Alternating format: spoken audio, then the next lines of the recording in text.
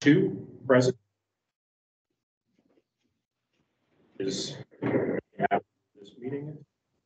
Just for clarification, do we need to get a motion to excuse individuals, or are they okay? SJ. Okay, those are these present.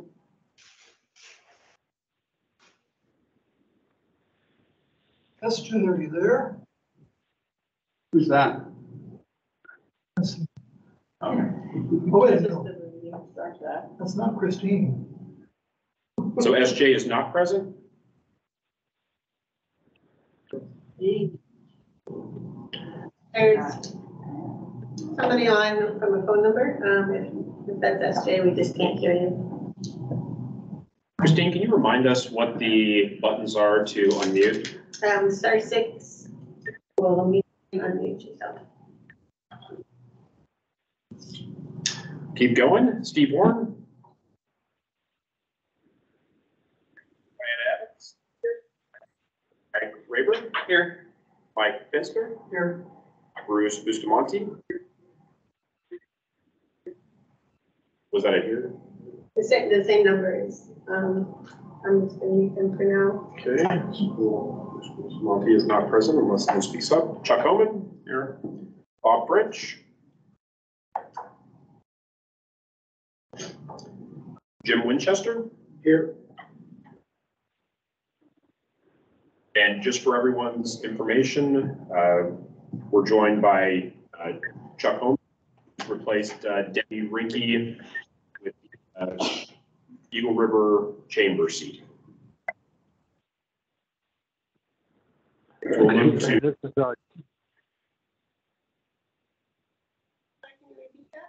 This is John Scudder, Joint Base Elmendorf Richardson, dialing in.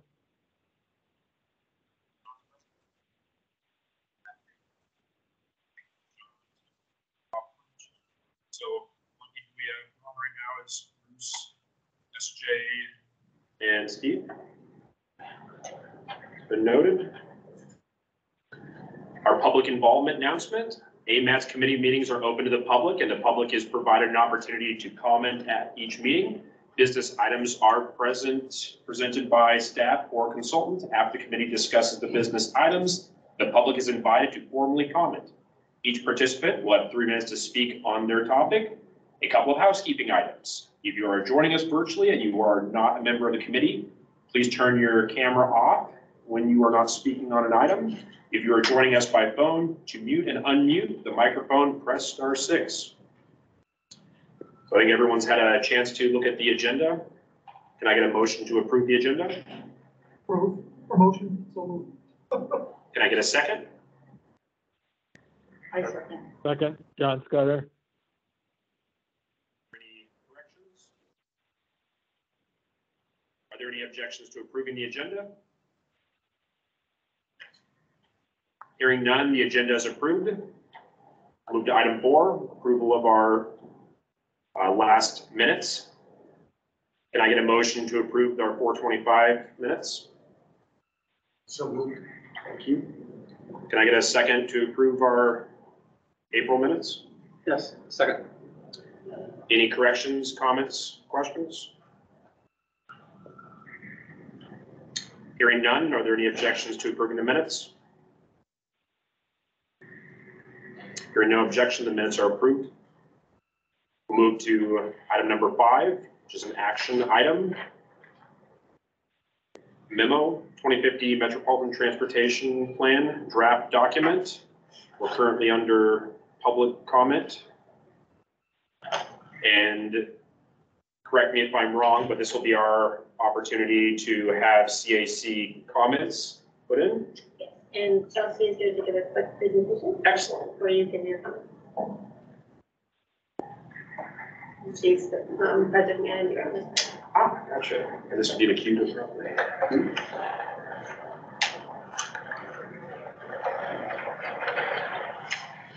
Good afternoon.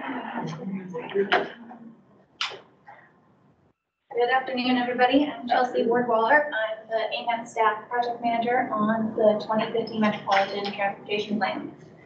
As was just mentioned, it's currently out for a 60-day public comment period through October 9th. And the public comment period is looking at the entire draft plan document. So we'll go over what that exactly means here momentarily, but the MTP is a pretty, as the acronym sounds, it's a pretty wonky document, federally required document. So please help me make sure I'm explaining myself clearly, and feel free to interrupt and let me know if you need me to clarify anything as we go through. So what is the MTP, the Metropolitan Transportation Plan? As I mentioned, it's a federally required plan. It's the primary tool that AMATS uses for long-range transportation needs and recommending solutions to those. We base it on the anticipated funding over at least 20 years. So it's the 2050, but it's federally required to look at least 20 years into the future. So it must be fiscally constrained. We update it every 4 years. So it's one of those documents that once it gets approved, when we finalize it, we pretty much start working on the next version because we're always constantly updating it. And it's looking at the whole transportation system, the whole surface transportation system, from streets and sidewalks and pathways to trails, public transit, freeways and highways, and freight mobility. And we're also required to address congestion management, air quality, and look at the land use plans. And so, as you may guess, based on all of that, it doesn't just come together overnight. There's a lot of different parts that feed into it. We did a very robust public involvement process to define the vision and goals. We also look at data. What is the current system and our community look like? With that information, we look at what we think the transportation network will look like in the future. And then based on all of that, we make a plan to get there. So the current draft plan has 8 chapters. Again, sort of outlining what I've just described, looking at sort of the foundational information, that vision and goals, and what's gone into the planning process, as well as that background information about what our community currently would look like, both from sort of a socioeconomic and demographic perspective, as well as really diving into the different transportation modes. And then looking forward into our future transportation system, we did very robust modeling and recommending projects based on that fiscal constraint that we have to stay within, and then additional strategies beyond just the project list that will help us get to where we want to be, and then also identifying our air quality that we need to be very conscious of. This is the vision statement that provides that really foundational, look for the entire planning process and what it's all really boils down to. And I came on board about a year ago, so this visioning process would happen before I sort of became a project manager. So building on the vision, we have these 6 goals that really help, again, further provide foundation for the scoring criteria for the projects that came in. It helped us define the alternatives development and also those implementation strategies.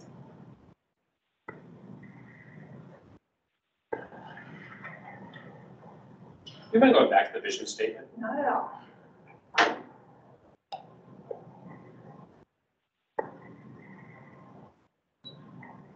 Thank you. Absolutely.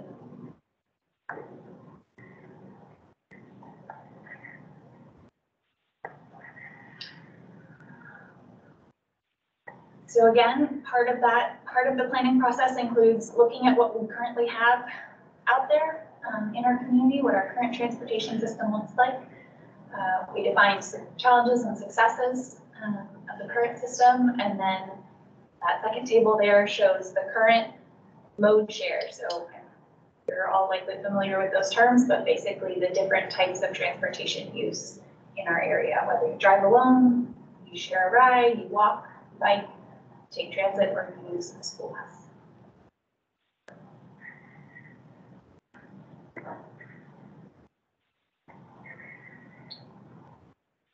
And so in addition to that, we really pulled in current plans that we have, that we've done as AMATs, and then again, it's like land use plans that are going on.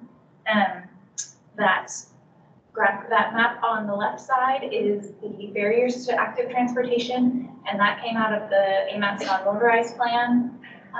And then the map on the right side is a heat map from the AMAT safety plan that's currently happening. So we were really trying to make sure that are complementary to one another.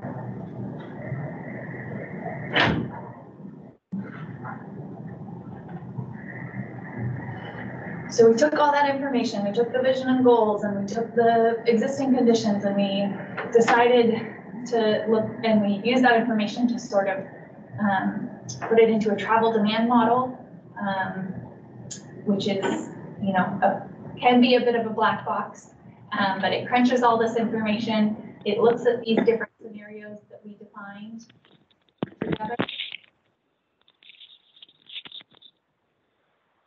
and then came up with some of these results about what our transportation system could look like based on these scenarios and alternatives in the future.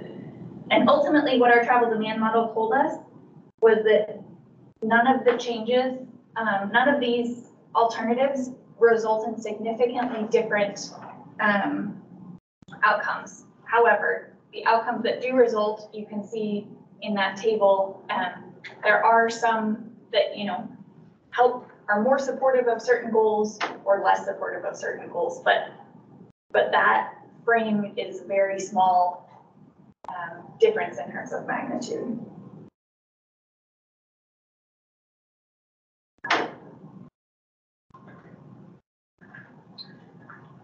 And part of what went into that alternative development process is all of these projects that were recommended, and that goes through a public process as well. And I'm going to pause on my presentation here and take you to the actual interactive map, so you can see what that looks like.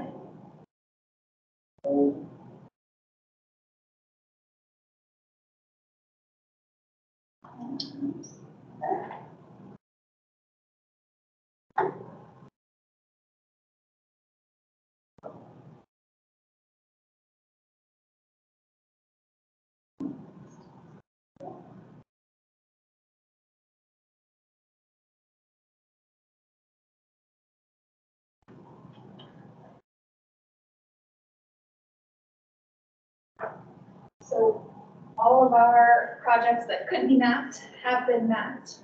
Some of the projects are planning documents or something to that effect. But those that could be mapped are included here. And so if you are from a particular district or part of town and you want to take a deep dive into the projects in your area, you can go to this map and zoom in. Say you're from East Anchorage, you want to look at the one on the east side of town here. You can click on these, and it'll show you what project is there. So when I clicked here, there's actually 2 projects embedded on that site. You can see them in this top bar, one of 2. You just use this over arrow to see what the second one is. And you can filter them by map extent, or you can turn that off. If you want to look at the table down below, there is also a table in the plan document itself. If this table format doesn't resonate with you, you can look at the hard copy version or the, you know, the PDF version. This interactive map will make it easier to hone in on maybe the part of town that you're more interested in. I'm just showing Chugay Eagle River. Absolutely.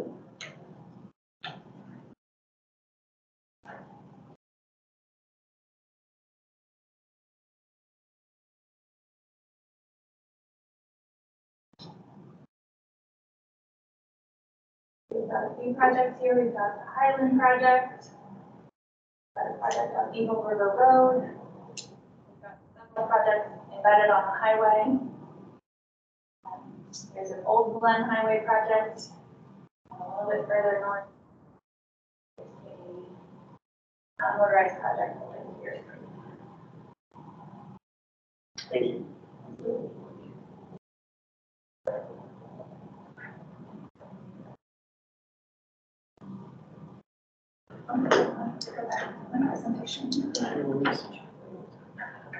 So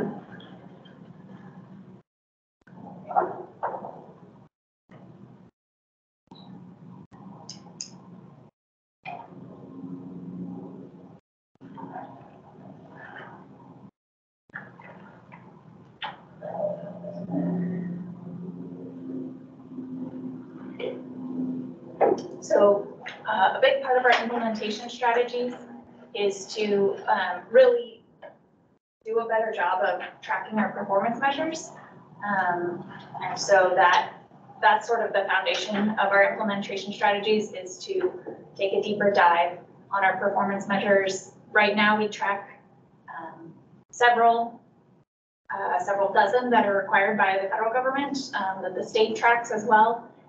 But through the planning process so far, there were several, maybe a dozen more that were local performance measures that the community came up with. And so we'd like to start to track those, but in order to track those, we need to have agreement with the DOT, and we also need to make sure that we have baseline information and this type of thing. So we really want to do a better job with our performance measures. And then beyond that, we also have implementation strategies that have come in as part of our scenarios and alternatives process that aren't perhaps under the purview of AMATs, but are very much related to the work that we do. And so helping our agencies that we coordinate with, such as the municipality or other agencies or the state that might be able to control the implementation of those things. We didn't want to not include those because they're definitely relevant to the goals and objectives of this plan, but we as our own agency can't make the change for those. So those are also included in our implementation strategy section. And that's all I'm going to cover today. I'm more than happy to answer any questions you have. I just wanted to provide sort of a broad brush overview of what's in the plan and what to look at. I will take you to switch back and forth on our screen share one more time to show you the website so that you can see how to read through it if you want to take a fine-tooth comb or at least get a little more information. This is we're really trying to move over to that public input website. And so we've moved the whole MTP here. And so you can look at the full document in really high resolution if you want, or lower resolution, or you can single out specific chapters. So I mentioned that project list that we looked at the interactive map version. You can also look at the PDF version. And then there are several appendices and technical reports. Again, there was just a lot of work that went into making this plan happen. Many of those are because they're federally required, but also because they give us a really holistic picture of what our community and transportation system looks like. Go ahead. Go ahead. So at the end of your public hearing process here, will some of these projects then be removed and other projects added? Or is these projects that you've selected staying on the AMATS plan and no other projects are coming on? Or what's the purpose of the public hearing process and stuff? Great question. So what we will be doing going forward, and make sure that I answer your question in my explanation, but after the public involvement period, we'll take all the comments and we'll get staff responses to them, and then we'll present those comments and the staff responses to our technical advisory and policy committees. And they will direct us in how we will proceed, whether that means, adding projects or removing them. If we do add projects, we will likely put them through a rigorous scoring criteria process, which all the projects that are in there right now went through. So we want to be, comparing apples to apples. And if the technical advisory and policy committee said disregard their scores, then they have the ability to do that and have us put those projects back in regardless of the score that they have. But either way, they should probably be compared sort of in that apples to apples framework. So there is a possibility that projects could be added or removed. The projects that are currently in there fit within the physical constraint that was approved by the policy committee. And also the project list was approved by the policy committee based on that physical constraint back in January. So that doesn't mean that it can't change because we're still in the draft version, but that would be the process for it. I hope that explained it appropriately. Thank you. Dan? Chelsea, I was just wondering for the open house that's coming up tomorrow and I guess all tomorrow.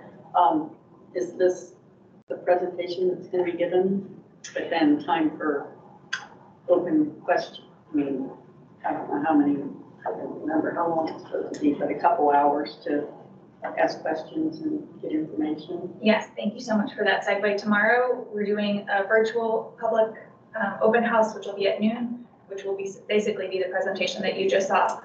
It'll be on Teams. So hopefully folks that wouldn't be able to come to an evening meeting might be able to come to that. And then we'll also record it and post it on the website so folks can watch it anytime between now and the end of the, whenever they want, I guess, even after the public involvement period potentially. But then tomorrow evening we'll be at LUSAC from 5 to 6:30, LUSAC Library from 5 to 6:30, and Thursday is at the Eagle River Library from 6 to 7:30. And Eagle River, I will also likely give the exact same presentation. LUSAC will be in the atrium, so I may or may not give the same presentation. It'll probably will be more engaging with staff and asking questions and that type of thing. What went into developing the scoring criteria? Great question. So the scoring criteria, again, like much of the plan are based on that vision, goals, and objectives. So there's specific scoring criteria tied to, I believe, almost every, well, there are definitely scoring criteria tied to every goal. I don't know that there's scoring criteria tied to every objective. And I'm looking to Erin because that was before.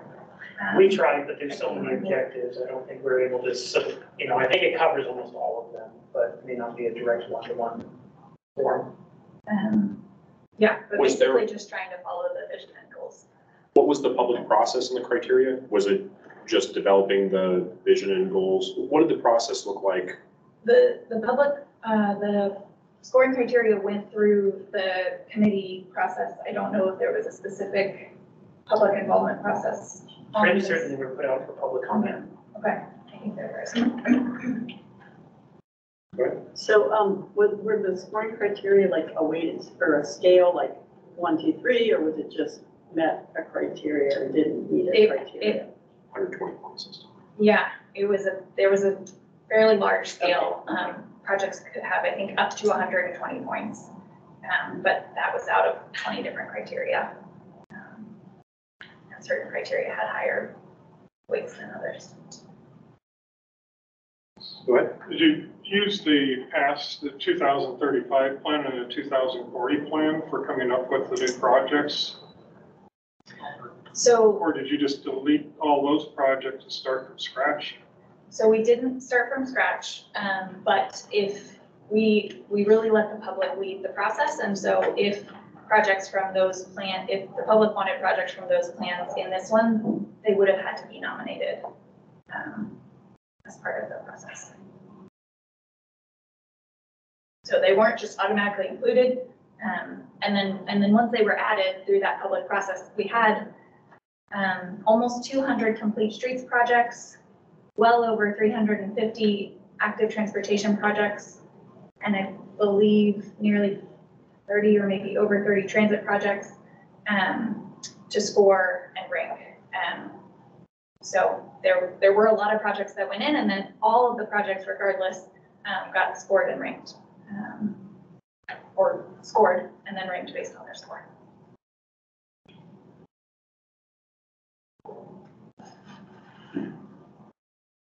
Go ahead. I had a question. So on the priority list, they're ranked from when you look at the priority list of the projects, all those projects fit within the fiscal cap, right? The amount that they thought they had. If they're in the plan document, they do. We do include in the appendix, in the scoring criteria appendix, which you can see, it's appendix number 5, I believe. That one also includes the full list of all the projects that were nominated and their score. Right, it kind of trails off at the end with stuff that had less information. Mm-hmm. Okay. So I guess the question, so when it comes to implementation and stuff, things are going to get built or studies are going to start, do we strictly work down the priority list 1, 2, 3, 4, 5, or does it skip around? Like, do we not necessarily get number 1 through 5? They're not guaranteed to happen because other things might happen instead. Right, it's, we did our best in looking at our funding for our fiscally constrained plan to project what would be available over the horizon of the plan, but what we think might be available next year may or may not be available. And so it's dependent on the funding, and one project might be 20 million and another might be 5, and we might only have 5 million. So even though it's further down on the list, that one might happen first just because it's not as expensive. Okay. And who makes the calls when it comes to making the call on what does get from year to year? Is that a AMAT's function, or is that DOT deciding they have money, or? So both, and Aaron, feel free to correct me on any of this, but the projects will go from the MTP into the TIP, which is the Transportation Improvement Program, which is our short range program. And so no project will get funded directly from the MTP. It'll go from the MTP into the TIP. But all of the projects are either on state or muni roads. And so they could also be funded, some of the projects are capital improvement program projects, which could be funded with bond funding. So those could happen before or after a DOT project. So we're supposed to include everything that's part of our transportation system in the AMATS area, regardless of who is in charge. But obviously there are lots of different funding sources. And we looked at all those funding sources when we looked at our fiscal constraint picture. Yeah. It could also be funded out of the STIP as well. DOT could take a project from the MTP and put it into the STIP. Technically speaking, it's supposed to be in the MTP before it goes into the STIP, right? Sometimes errors happen. And so, so when it gets to the TIP and the STIP, once a project gets in there, it means, yes, we've earmarked the funds, we have the money, and we can go. Or that's still no, just a little bit finer planning tool. That's our 4-year the TIP is our 4-year fiscal program that says we get X amount of money per year, we're going to put it towards these projects. Mm-hmm. However, some things happen and projects can fall out if the cost gets too extreme or if something else happens. So, we don't use earmarking more as a technical term. Right, I don't know how you would say it. Yeah. And so we program the projects in, and the anticipation is they've gone through a robust selection process, so they should be continuing forward, but priorities change over the years. And so things can come in and out. Okay, thanks.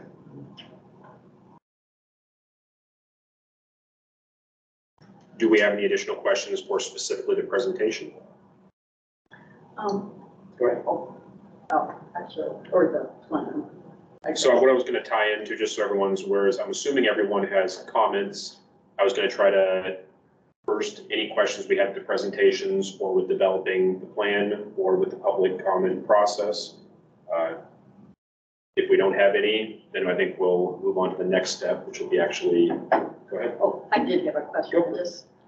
So, I didn't see on the project list, like, a line that said above this line or short term and below this line or long term. I mean, maybe I missed, maybe that was in the appendix or something, or just wondering that list was from highest priority to lowest priority ranking. That's the one big long list, but there was no line that kind of gave the public an idea of where the short versus long term were, or. And I think that gets back to a little bit of, we have a projection of what our funding could look like, and when projects would move from the MTP into the TIP, but it's a little bit fluid. We did identify short-term and long-term because we made some different financial assumptions based on short-term, which was through 2035 or 2034 versus long-term we said was 2035 to 2050. So there were some, I believe, like inflation differences that we projected for those two timeframes. So we did assign short-term and long-term for our projects so that we could do our financial analysis. And that information is in Appendix 7, which is another version of the project list with that level of detail. There is a column in that document. Previous, there was the illustrious list which showed was kind of a good metric of these projects didn't score high enough. For all purposes, it was the graveyard, where projects go. I saw this year, or the 2050, that the illustrious was removed. What was the reasoning behind removing the illustrious? So we called it the illustrative, and we didn't include the illustrative because we didn't feel like those projects weren't part of our fiscal picture. We didn't have a good idea that they would get funded, so we didn't think it was fair to put them in sort of the picture of the plan. Because while they may have been part of the process, they didn't fit within the financial constraint that we're held to for the. In the past, was illustrative fiscally constrained? I do not believe so. No, illustrative is outside the fiscal. That's what I was. And the problem we ran into is basically everybody vied for, my project needs to be an illustrative so it can stay on the list, not is my project beneficial to the, system when we go and do project nominations. So it kind of gave people this unrealistic expectation that if it's in the illustrative, it's going to be carried forward, or this will be the next project funded. And it just gave this weird feeling that people were just constantly fighting over illustrative. Thank you. Go ahead. I kind of feel like it wasn't communicated to the community about the expectation that the projects that were on 2035 and 2040, then all of a sudden, all these projects are just wiped off the board. So just to clarify, I'm not trying to cut you off, Chuck, but right now I'm going to focus on questions for the presentation, and then we can go into specific Well, I'm talking comments. about the process of how they, I guess, to me, there was kind of a failure of communicating to the various communities about this new process, because at least I was under the assumption mistakenly that the projects that were on the list would be reevaluated. And what you're saying, if we as a community didn't come forward with these projects, then those projects were not even evaluated. And so that's why I'm saying the communication to the community from staff that we needed to, we had to bring these forward. And I didn't get that message. And I don't know, if you got it or not. But anyways, that's answer the question. And I will just say the good news on that is that we're up for public comment right now, so it's a great time to let us know about that failure on our part, and that we will do better on that in the future. And also, if there are specific projects that aren't included that you want us to bring to the policy committee as part of the revision process, please share that information. And I will say that we did communicate with people that you needed to renominate projects. I said it to the CAC, the FCC, every meeting I went to before the nomination and during the nomination, because I was the project manager at the time, I told people specifically that it will not carry forward. You need to nominate them to get them into the plan if you want them to move forward. So we did get that message out there clearly as much as we could to people.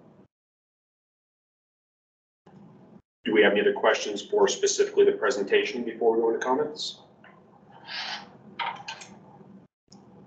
Thank you. You did a very nice job. So next we'll move into our comment, and I guess we should probably have a consensus on how we are going to adopt comments. In previous MTPs or any of our comments, we've gone person to person, and each person has gone over all of their comments, and then they were approved as a whole. If they were not approved as a whole, and there was a specific one that was a questionable item, that questionable item could be removed out as a separate adoption by the committee as a whole. And again, there is nothing preventing any individual to submit comments on their own, but to be adopted by the group, we do need majority consent to approve these comments. So is there any objections to that format? Go ahead. So, I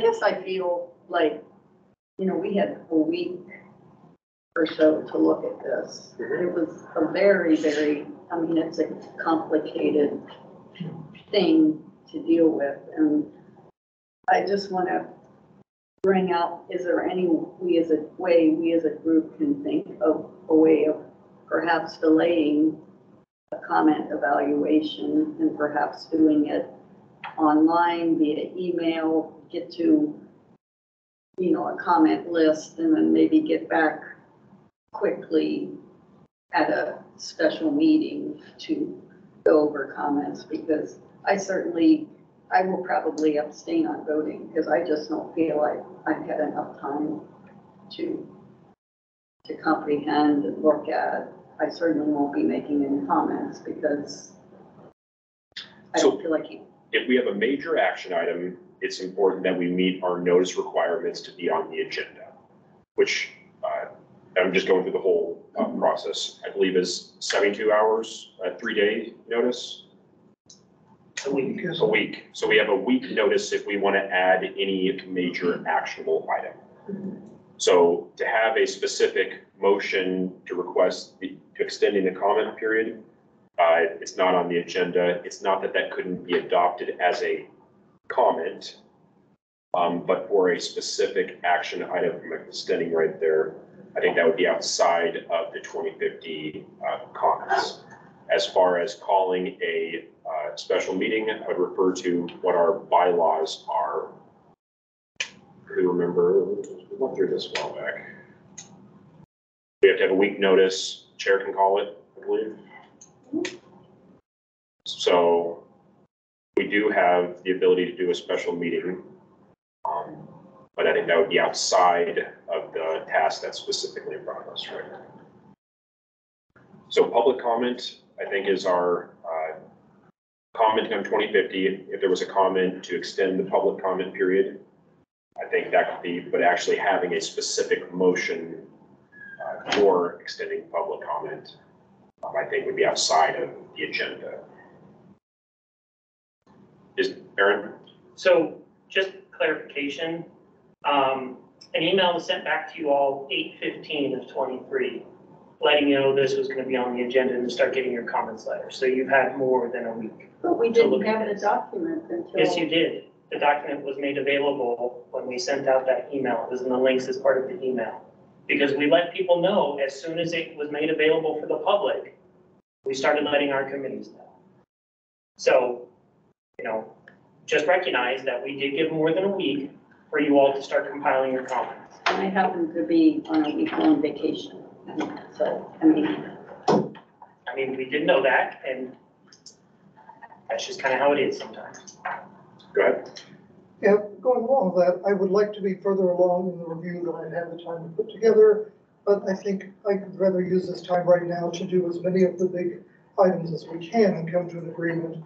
And then if we have additional, maybe we can find a way to get those back on again at another time. But I'm prepared for some of them right now. I don't know if I got prepared for all of them.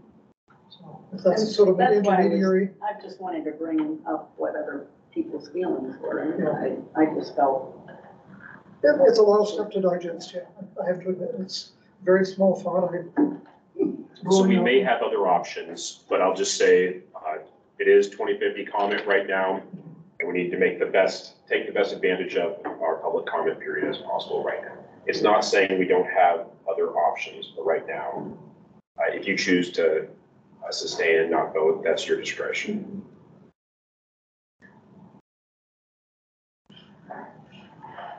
Okay, with that, who would like to go first? And I have no issue to clarify, if you go through your public comments, you go to the next person, and there was a comment that you forgot to say, we can definitely come back to you to readdress those comments. Is there a way we can see the document on here? On there. I left my notes at home, just like this. Yeah. And I know what they're at, I can comment on them, but it'd be nice if I could actually call everybody else's attention to them. I don't remember where they are. We can pull them up on there. Yeah, so the website, if you wanted to pull it up on your own tablet, it's publicinput.com/2050_MTP. And then I would recommend maybe looking at the smaller size resolution until we fill up a little bit faster. slash.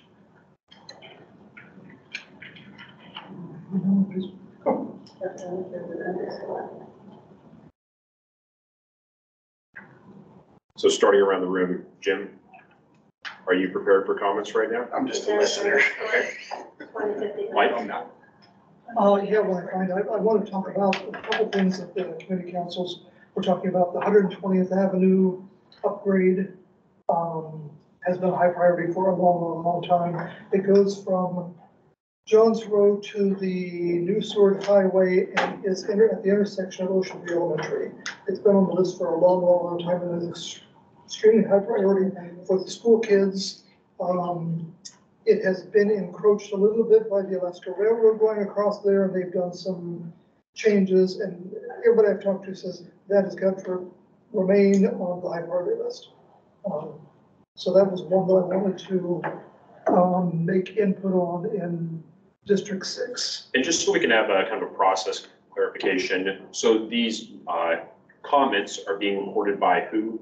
So when we're speaking, know that who specifically is documenting them?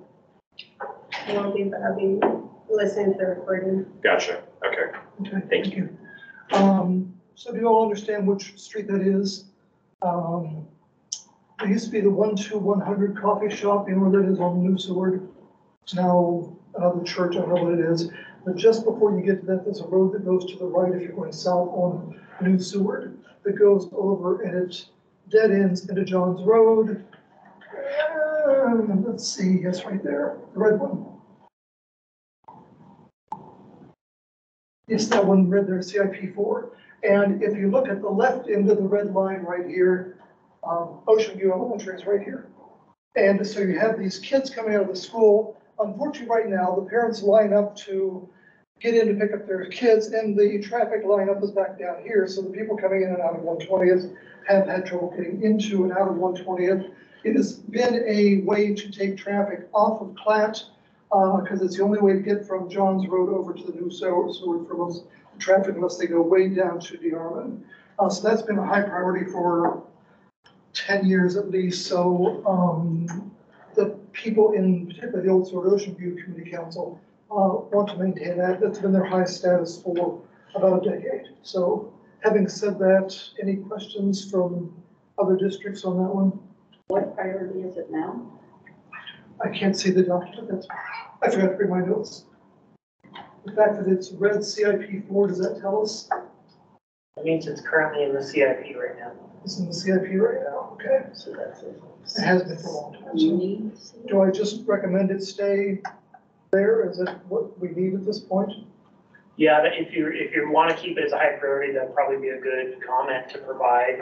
Okay. As it's a CIP project, I'm assuming we'd probably pass that along to the Muni and let them know that it's a high priority. And we heard this comment as part of our public process.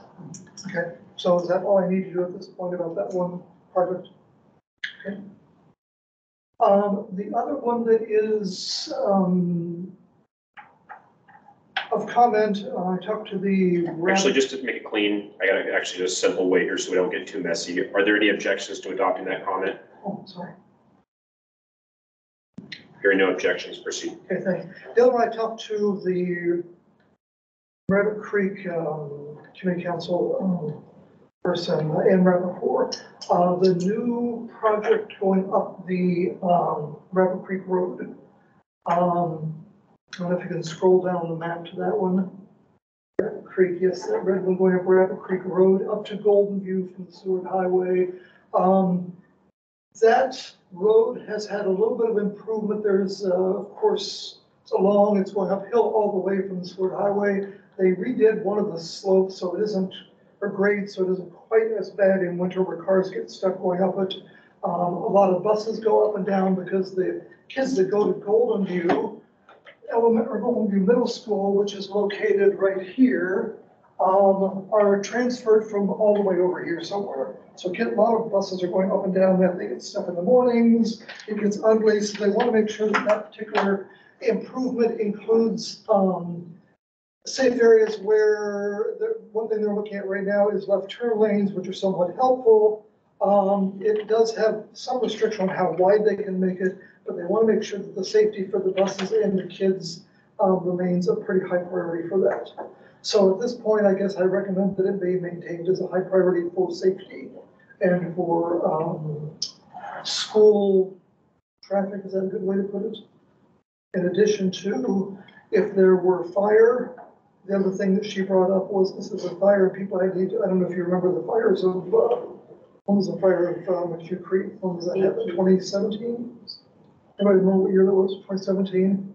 Had the wind been blowing the other way, the whole hillside would have been on fire. And those people don't have too many exit points. So they want to make sure that that is maintained as a means of egress for basically fires. So is that what you need to hear for now? Are there any questions? Are there any objections to adopting that comment?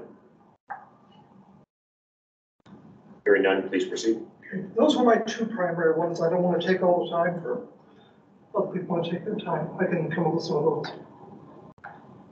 Dan? Okay. So I want, and Aaron is right, I do want to, February of 2022, it was passed on to the CAC. I know Chuck was not part of it, and I do assume a lot of responsibility, I feel, of communicating with the community about projects not being automatically put onto the 2050 MTP. But with that said, there has been I wish I could get everybody to comment, but there's been a lot of community pushback of why projects aren't included. But a clear consensus is to add Artillery Road interchange as the top MTP Chubuco River project, and that's to include design and construction. At the recent studies we've had with the Central Business District, it was ranked as a top priority project before future project, and it was clearly identified as before other projects would proceed, we would have a vision of the Artillery Road interchange. Then in 2019, correct me, the Flint Highway Integrated Corridor Management Study prioritized multiple projects. Again, the top two was Highland, but number one was Artillery Road interchange. So I would hope it would be recognized that we've had multiple studies pointing to this as the top community project with a huge benefit. I would hope it would be added and recognized as the community's number one priority. So go ahead. I just had a question. Is that the one that when the truck crashed into Yes. the overpass and Yes. closed all traffic down for days, that they were trying to find a way to get around? Is that the road that is the part of that? Yes, Okay. and I think there's a clear I thought it was. consensus, I will add to this though, is what the Artillery Road interchange will look like. There's a lot of question that, there's a lot of moving parts, that's why it's kind of stalled out right there. I think the community is really advocating not for a specific design at this point, but recognizes that that project needs to advance and have a design before all different types of other projects proceed. So we don't know what it looks like, but we know that it needs to be dealt with. Thanks, I understand. Do I have any questions or objections or comments before? Are there any objections to adopting that comment? Hearing none. I guess, Bob French here, I got a question. Is that trying to figure out what that connection would be? Because I don't see it on the MTP right now. It is not included on the MTP, and I am requesting it to be added onto the MT and to be recognized as the high value from the community. Got it. Thank you. I want to recognize, I did want to go to the map of Chubuco River for a specific reason earlier right there. So there was three main projects. We saw the cloverleaf identified at Highland Road, which is currently funded on the STIP, which has funding. Eagle River Road Rehabilitation, which is currently funded on the TIP. And a new project, which the community, when I say community, I normally engage with the community councils. I engaged all of our local community councils in the Chubuco River area about reducing the Oakland Highway down to 2 lanes. So 2 current projects are funded. So there's, as far as motorized, I saw that there was a non-motorized going towards Peters Creek right there. But as far as non-motorized projects go, there is currently one project for our planning purposes, and it is a project that is, all the input that I have received is not desirable to reduce the Old Glen Highway going through Eagle River down to 2 lanes. I do support the component of the project of, I know jaywalking is now legal, and so that does change, I would assume, some components, but having connectivity between the north and south sides of the Oakland Highway, I think that is a important aspect. But there was and that was recognized by the community councils across the board of that connectivity issue, but the reduction of 2 lanes to 1 lane was clearly not supported. So Matt, when you're talking about reducing the number of lanes through Eagle River, on that map, the red line on the, That's Eagle River Right, Road and then- rehabilitation of 5 no, point. I'm looking at the one up, Yeah. the old Eagle River Road, you're trying to, or not Eagle River Road, the Old Glen. Yes, That red line there, Yes. I can't see the top map. Are you talking about just that section there? there's 4 lanes and it'd be reducing it to 2 lanes and it goes all the way to past Fred Meyers, is that where? It goes all. That goes Fire to, lane. that goes to Fred Meyer's there. So you're saying that's the section you want to maintain 4 lanes? Correct. We currently have Anything 4 beyond lanes. that, we can't comment on at this point, is what you're saying? All I am commenting is the feedback of the one project that's not funded out in Chugiak Eagle River. The one project, and this project is to represent for the next, how many years was the MTP designed for? 50? Well, yes, 2050. Yeah, so for the next, so the point is we only have one project listed out there that's not a funded project, and that leads to my next comment of lack of projects out in Chugiak Eagle River.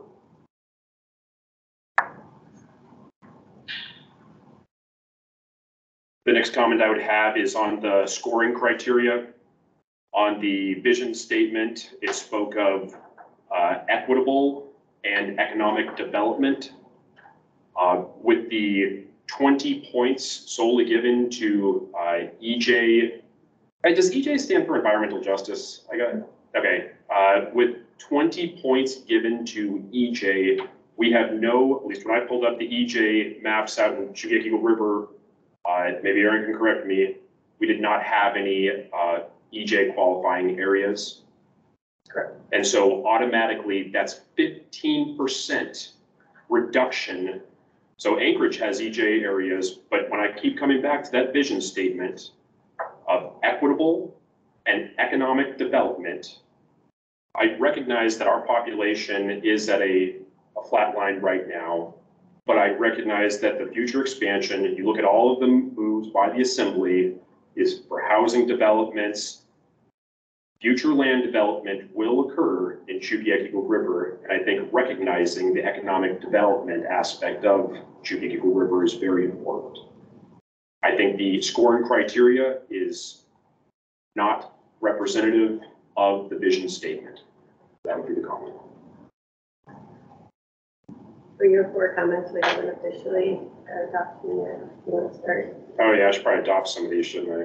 I think that's right. Okay, so let's back up. So I got Artillery Road. Lack of projects in Chugiak Eagle River. We have 2 projects that are funded. 1 project that is on the planning list right now, and that was the Glen Highway reduction. Glen Highway from the reduction of 4 lanes down to 2 lanes. And that was, so I guess, do I have any opposition to supporting the comment of lack of projects in Chugiak Eagle River? Hearing none, that comment is adopted. Do I have any objection to not supporting the reduction of 4 lanes down to 2 lanes, but also highlighting that the one component that project that was valued by the community was the non-motorized connectivity across the north and south of Old Glen Highway. Are there any objections to that comment? Go ahead. I have a question. Like, do you know of any safety steps along that stretch as far as pedestrian accidents, bike accidents? A little over there. I was just wondering if along that stretch, if there's a high incident of safety issues with pedestrian or. I'm not bicycle. aware, but the issue that we, There's a map in the plan, but I don't have it memorized. So- You have that data. I think that's a good question. I don't know the answer, but I'll say connectivity is very important. And currently, we don't have any traffic lights from Fred Meyer's all the way down to, what's the hill? Eagle River Loop Road. There is no legal, I mean, I guess jaywalking is legal now, but there's no crossings in that entire stretch. And I think that's a recognized issue that if you want to be able to cross, to go to businesses, to ride your bike, you need to ride all the way down to those intersections, and having multiple connectivity between that point would have benefit. So safety is a huge component, but also connectivity is probably the focus of the non-motorized aspect. But I was just, as far as I don't like have any. reducing from 4 to 2, one of the things that would probably do is slow people down, and that's one of the most recognized way of lessening pedestrian and bicycle accidents. So that's why I was kind of. Comment on it. So in 2010, 2011, there was an extensive study done, Central Business District of downtown Eagle River, and that included this section of road, and the proposed road reduction was not what the community wanted. There was lots of community input in that plan, and that plan, one of the proposals was to align, we've got a lot of streets on the Old Glen Highway that don't align with the street across the street. And so we got very dangerous intersections. And part of that plan was to realign a few of those streets so that they would line up, and then they could put a traffic light in and provide additional pedestrian crossings. But all of those projects that were in the 2035 plan have been wiped totally off the slate here. And this plan that is on here now was never, ever discussed in 2010, 2011 to do anything like that. They were actually looking at increased traffic in downtown Eagle River. And, so this project, Eagle River downtown is used when there's an accident on the Glen Highway as a bypass. And the traffic, you can't even hardly drive through downtown. And to reduce a road from, 4 lanes down to 2 lanes is just gonna totally stifle the Eagle River traffic during these road closures on the Glen Highway. Since there is no frontage road, Old Glen Highway acts as a frontage road for the Glen Highway. But anyways, to answer your question, going back to the Central District Plan, was addressing your concerns there. So you had the map up, but then it went away. I didn't know the actual, there weren't street lights to see where those dots, or street markers to show where those dots were. But somebody had the safety map. The safety map, or incident map. Yeah, there you go. Yeah, it's not easy for me to zoom in on it. So I don't know, where But it's those dots approximately, are. I think it's like these dots. It's here. 1, 2, you have one, so Artillery Road, you can see down there. And then you can see, I don't know what, that's where the Eagle River Loop Road comes in. Right there, right there. So somewhat related to that is, in that area, you've got a 5-lane road actually right now. You've got the suicide lane, right? If they were to look at an intermediate area, if they were to have limited left turn locations rather than sort of haphazard anywhere you want to just jump into the lane and crash into somebody, is that an option that we can consider? So I don't want to comment on that. I'll just say the consensus was 2 specific comments on that was there was not support for the reduction of 4 lanes down to 2 lanes. I think there's potential value in what you're saying there, but I do want to focus on the feedback that I got back was the reduction of 4 lanes to 2 lanes did not have support, but they did recognize the value of creating non-motorized connections with the overall highway between those. So I was more considering, you don't have 4 lanes, you got 5 lanes. With the suicide lane, but I don't know if that counts as a lane. I'm not a traffic engineer. Please don't call it a suicide lane, it is a Well- two-way left turn lane. It's a what? It's a two-way left turn lane, and as you are representing AMATs, I'll please ask you to not. Two-way left turn lane. Please do And not no- refer to it as a suicide lane. Well, that's what the community calls it. I'm just replying on that. My question is then, is it a possibility in those areas to have it limited turn locations rather than random anywhere you want to? I don't have really the Is that ability to an option? answer that. Okay, We'd have to talk to Thank the you. traffic engineers, we'd have to talk to the community. You know, if the community has interest, then I would recommend they provide that as a comment as part of this process. Okay. So it could be looked at. thank you. And I don't think you meant any disrespect. I No, think I that was a didn't. terminology that the community, but it's also recognizing that probably does have unintended meaning that we do need to recognize. All I've ever heard called, sorry. So are there any objections to adopting those comments with that particular project? Hearing none, moving to, my next comment is the 15% reduction. It's 20 points out of 120. I think I'm doing the math right, 15%, but it's without any other scoring criteria. All projects in Chugiak-Eagle River would have a 15% reduction, and I'm assuming that may be leading to the lack of projects in Chugiak-Eagle River. But I would, my comment would be to adjust the scoring criteria of the 20-point EJ, or provide a substitute criteria that the community could have a scoring metric with. Can we change the scoring at this point? The scoring Policy metric? can do whatever they want. Can we change the scoring metric at any point? Make a comment and then we'll Okay. do that. I just thought it was locked in.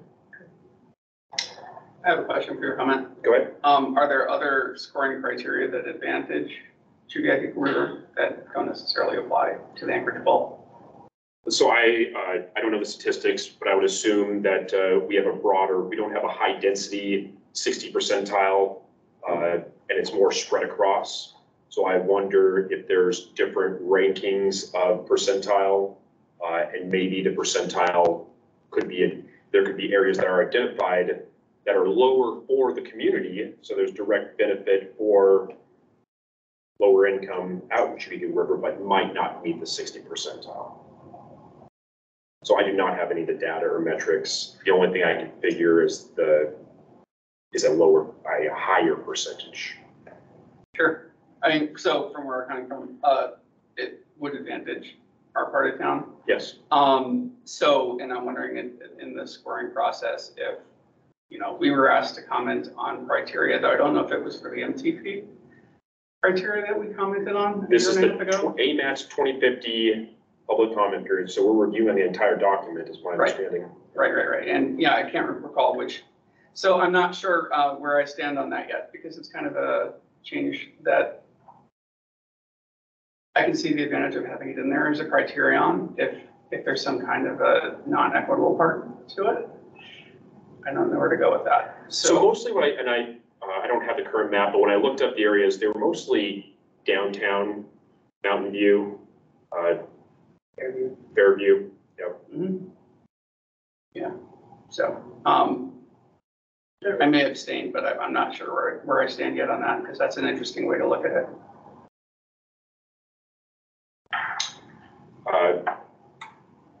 Would it be more comfortable if I requested an alternative? Well, I don't think we can come up with an alternative right now, Yep. but we can, I would be comfortable with a comment that says, look, we're recognizing that in Chugiak-Eagle River, this doesn't apply to it, this never applies to us. And we feel like it disadvantages us in Chugiak-Eagle River. I don't think I have a problem with you guys representing yourselves that way. I think I would adjust the comment to specifically Chugiak-Eagle River, that we don't have that ability, and I'm not necessarily giving the recommendation for the entire, but we're recognizing it's not applicable in Chugiak-Eagle River. I don't want to silence the voice, because it's an interesting thing to bring up and that the committee should consider. But I'm not ready to make the change that says get rid of it. I think we'd have to look district by district if we want to start pitting one district against another for what I thought were locked in judging criteria. I don't feel like I can go one way or the other. I see your point, but I think I would have to look at Girdwood and District 6 and District 4 and see, do they also have the same situation where they could get additional points for not having that? So Girdwood's excluded, so it's just Anchorage and Chukiak Eagle River, clarify that. And any potential project that would provide connectivity for downtown would have the ability right there. I kind of come back to our comprehensive plan scoring criteria, how we had, we're not part of the, what is Anchorage 20, is it 2050? 2040 land use. Chukiak Eagle River is not part of that. And so there was not, I don't think it was the same amount of points, but there was a alternative for our 2006 comp plan. So that's why if we could find another metric for something in our community that we don't even have the ability, and I think I get your point. I understand your point right there of unintended consequences, but the two projects, we have 3 projects motorized. 2 projects are already funded projects. Only 1 project on there does not have community support. We have a lack of projects. So how do you help spur projects in our area when we represent almost 13% of the population? I think you're asking 2 separate questions. You would like to have more projects. I don't think we can add projects, can we, as a group, Aaron, or can we add projects at this point for just Eagle River and Chukiak?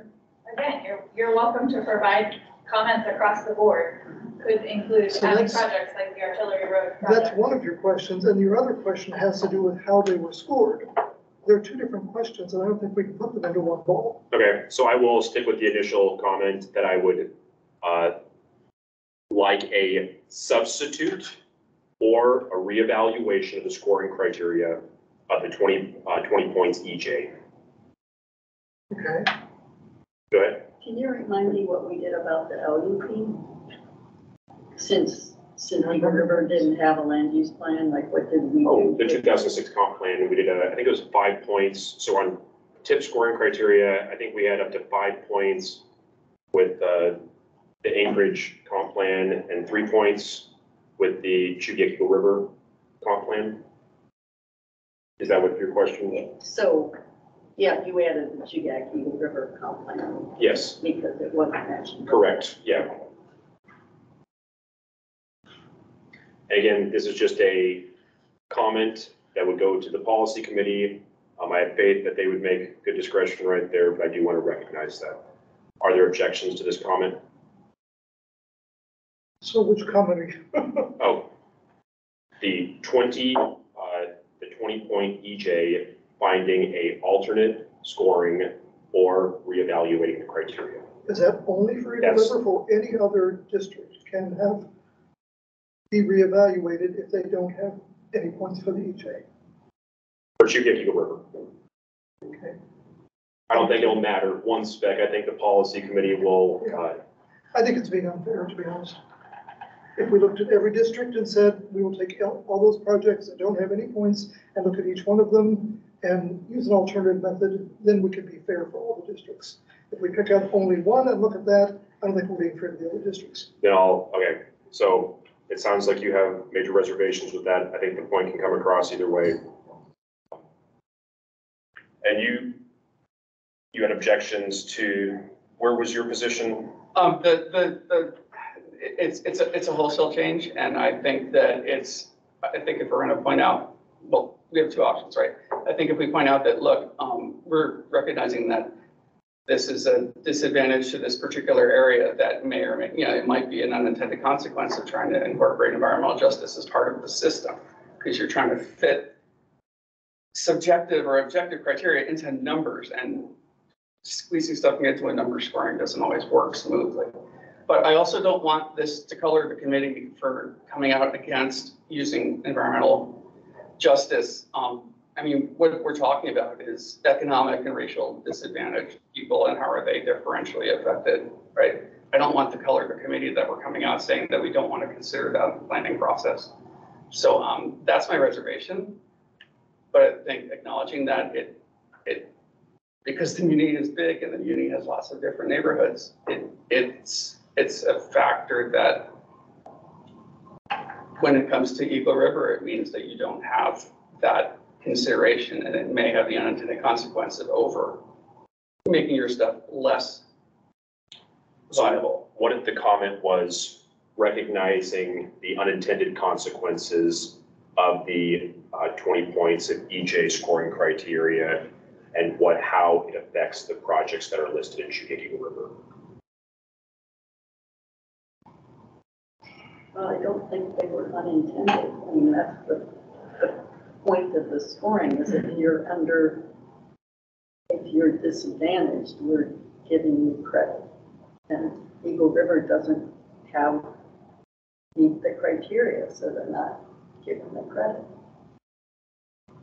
So I come back to actually, we're going to focus on this. Yeah, no, it's tied to it.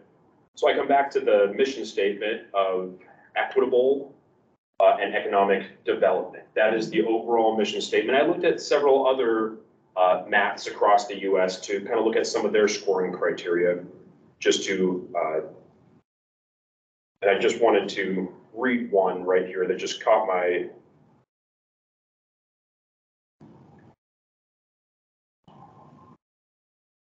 apologize. So this is actually AMATS. It was not Anchorage. It's like, Atlanta. yes, yes. Amarillo or something, anyway. Go ahead. Fair share distribution. Several AMATS funding programs use equitable distribution of funds as an evaluation criterion. This criterion uses a target budget for each community in AMATS area. The target budget is based on the community's percentage of the population compared to the total funds spent and programmed by AMATS since 1972. The community's percent population for the target budget is calculated using the percent urban population from 1980 and 1990 census and a total population of 2000 and 2007 census. AMATS funds programs for the projects in communities is attributed to community regardless of project sponsor. So I just wanted to highlight, this is what equitable means to me, is being able to distribute based off of your population across, and I do think there's value in the environmental justice and recognizing that there are areas that we do want to support and give an extra push to, but I do not think this criteria aligns with the overall mission statement of the 2015 division. There's a statement I could get behind that you're saying maybe we need to reconsider the stated objectives of the mission statement with the way the scoring is done and revisit that. But I don't think we do it for one district and ignore all the other ones. I can get behind that one. Can you say that again, please? I could get behind the statement of saying that the scoring objectives don't necessarily match up with the mission statement. And we might need to visit that for all districts. But I don't want to single out one district and say, let's look at this district and say, have we done that properly? If we're trying to say that the scoring rubric is not meeting up with the mission statement of the entire project, maybe we need to visit that. I can see that that is a possible detractor of equitable or whatever you want to call the word for that. But I don't think that we can just sort of say, let's only look at one district. I'd like to look at it for the entire Holistic plan. look. Yes, it is a municipal plan, not the Eagle River Go ahead. plan. Oh, sorry to interrupt. Yep, so Joni Wilm, I'm the non-motorized coordinator for AMATS, and the issue that you're discussing right now is a similar one that we had when we were doing the non-motorized plan. And so we were in our draft phase and presenting it to the public, and the scoring criteria that we used to select projects was brought up, and some folks wanted to change it at that point. And so just a number of factors to keep in mind as you're discussing this. I think we did talk about it at length, and one of the reasons why we decided to stick with our scoring criteria was cost. The project was already at a certain stage, and going back all the way to the beginning to redo criteria takes a a lot of analysis by the team, and it's just a heavy lift at this point, or would be at this point, to go back and do all of that reanalysis, come up with new projects and all that. So that's one thing to think about, is cost.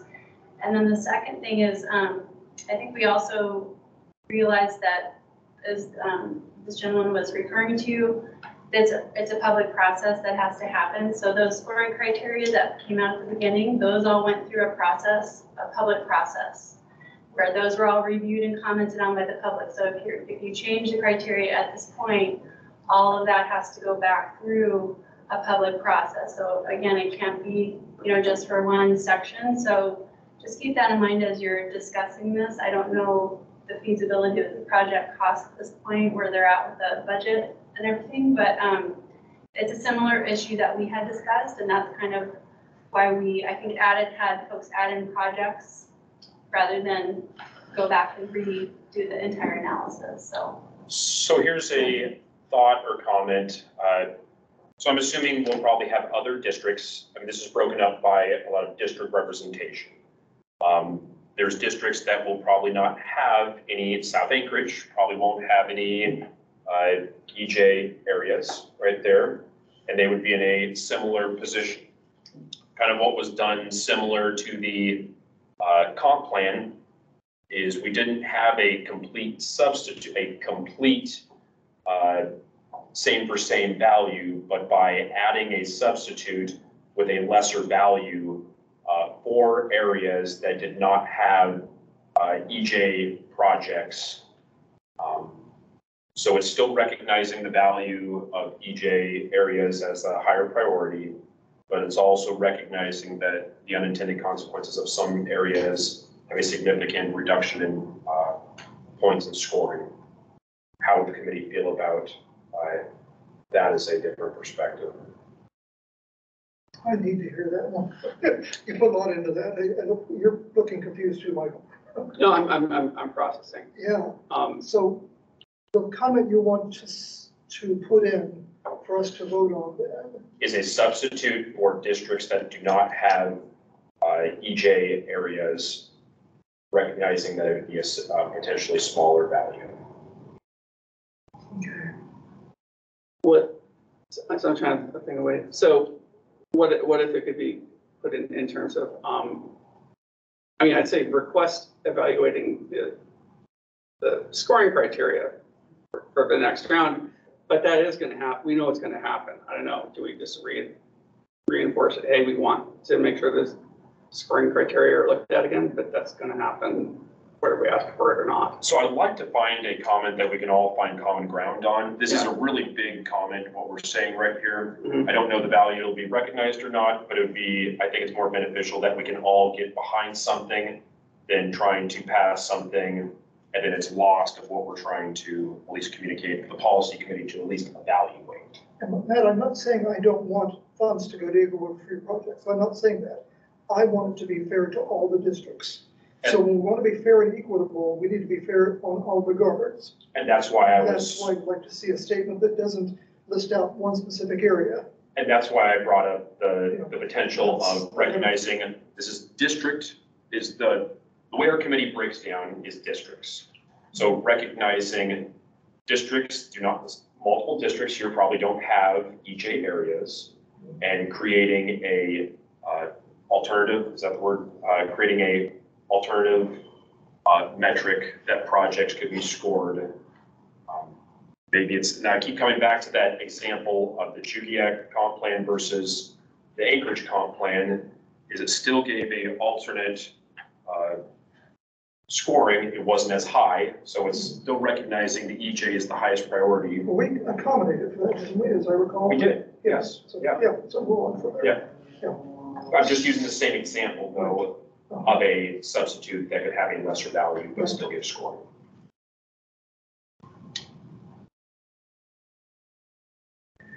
It could be a statement like, we would like the committee to evaluate the weighted portion of EJ, considering multiple districts don't have any EJ areas. So, something like that. I'm supporting that. That could be fine with that comment.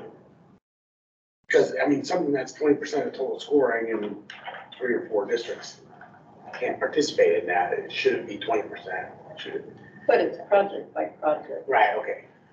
So there are some projects within a district that get that point, some projects that don't. It's not that your district has EJ, It's so the any project. project in the district. Can have it. They because don't of the happen nature to of the have project. any EJ areas in their whole, Eagle River Chewy, so they can't get it.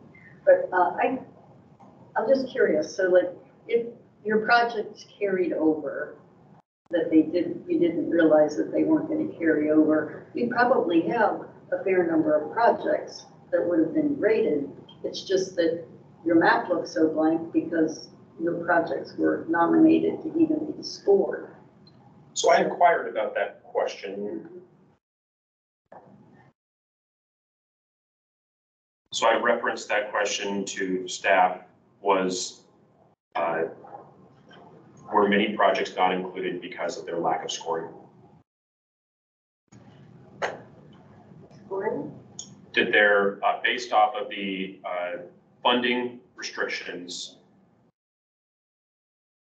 So Yeah, so as I mentioned, there were like, I believe 363 active transportation projects nominated, and the final list, if my memory serves me, is just under 100, or right about 115, but anyways. So 2/3 of the active transportation projects as a whole that we received weren't able to be included because of our financial constraint. And I'm not sure it's quite the same for complete streets and transit.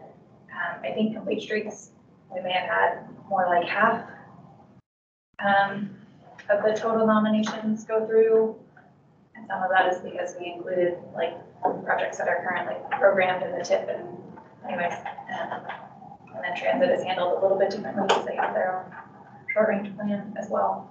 But as an example, yes. But since they didn't have any projects because they didn't nominate any, it's hard to tell whether any of them would have gotten the list. There were projects nominated in GFE area. Yeah. Jim, I liked your comment, and I think we have potential support for your comment. Would you state that one more time? Did you record it? No, I'm just kidding. It would just be like, have the committee evaluate the portion, the percentage of EJ, considering that multiple districts don't qualify for that. Are there objections to that comment? I'm not comfortable. I mean, if we're going to vote on this one, and I can go on the record, then so be it. That's okay. We're the community advisory committee, and we're speaking for the community, and we're saying that we're concerned that the environmental justice metric is not fair. And I just don't, I can't see us doing that. Now, if we can, I just can't, not speaking for the municipality, and I don't quite feel the same district loyalty, I suppose. So that's where I stand. I have a similar question. I mean, I feel like if the community has been open to these different meetings all the way along the way, and they've all said okay to that, we would just be slapping them in the face saying, we don't like the way you did it. This is the way we want to do it. So to change the way of evaluation at this point, after all the community members have put in their time to make these recommendations, it's kind of a slap in the face to say, well, we're not going to pay attention to anything you've done. I don't think as community advisory, we are doing the right thing for them. I don't think, for me, it's not that harsh. I don't think that we're trying to tell people, no, you're wrong, we're doing it differently. I'm just saying that I'm not quite where you are, but I'm also not ready to say, this needs to be revisited. And I don't think So we're not saying that we're not valuing environmental justice. There's a quantifiable number that's associated with it.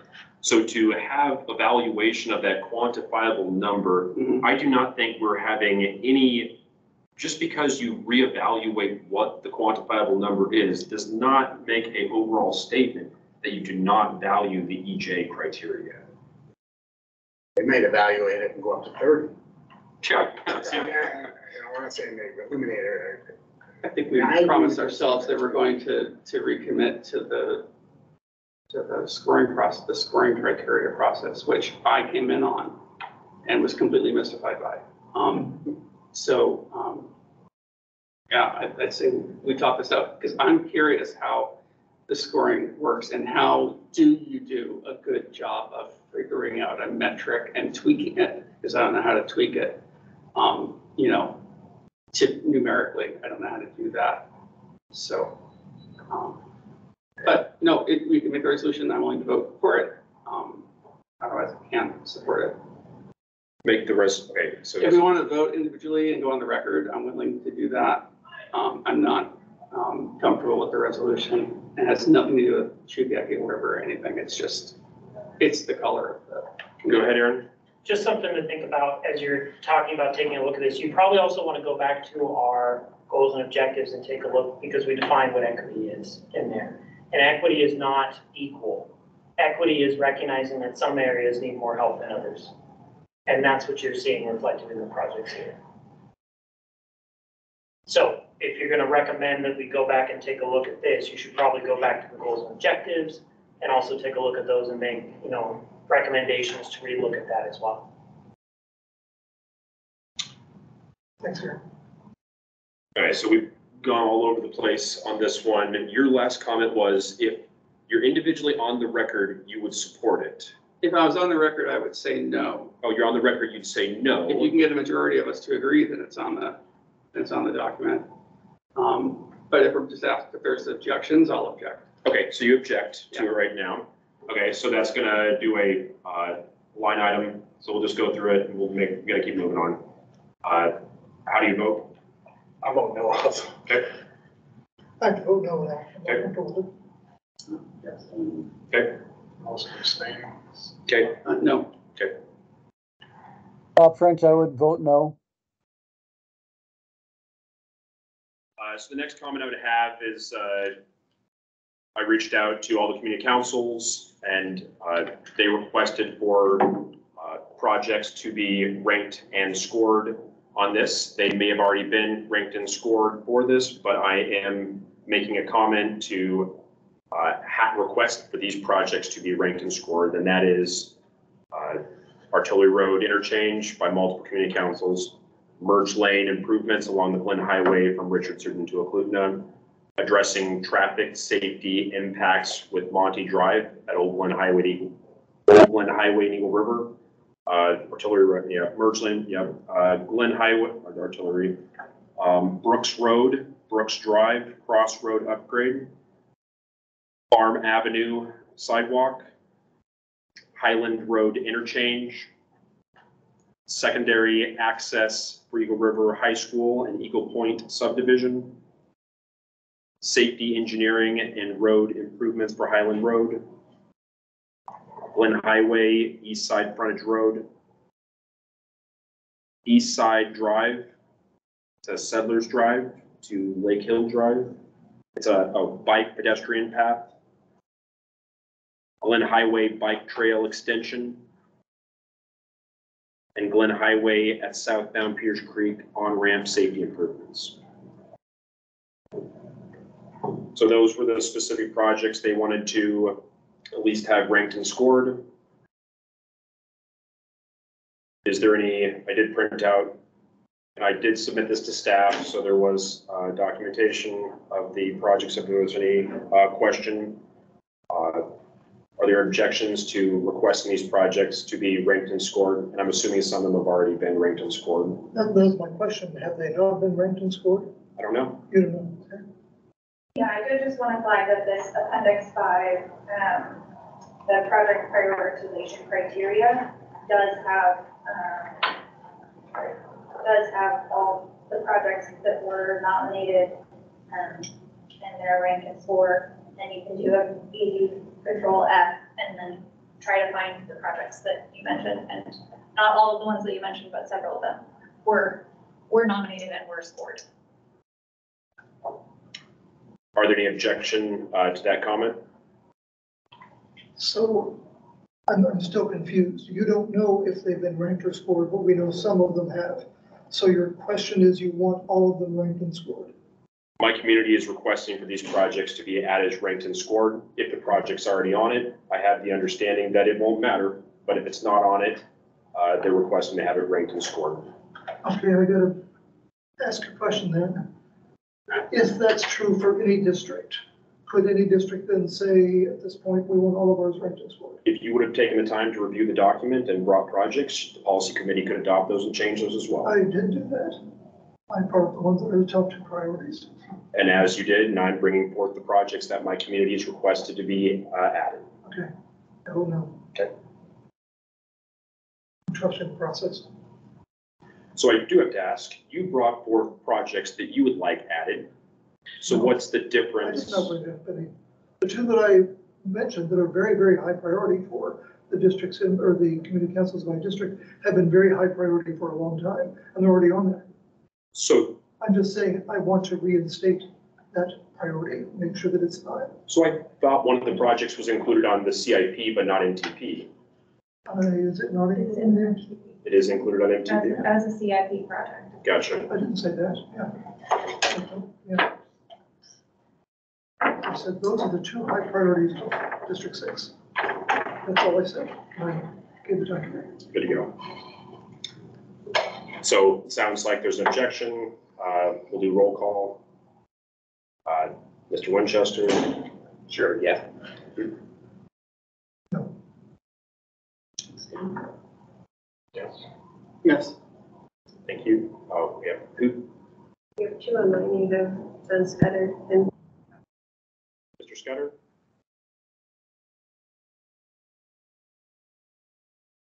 Bob French, yes. Thank you, Bob. John or?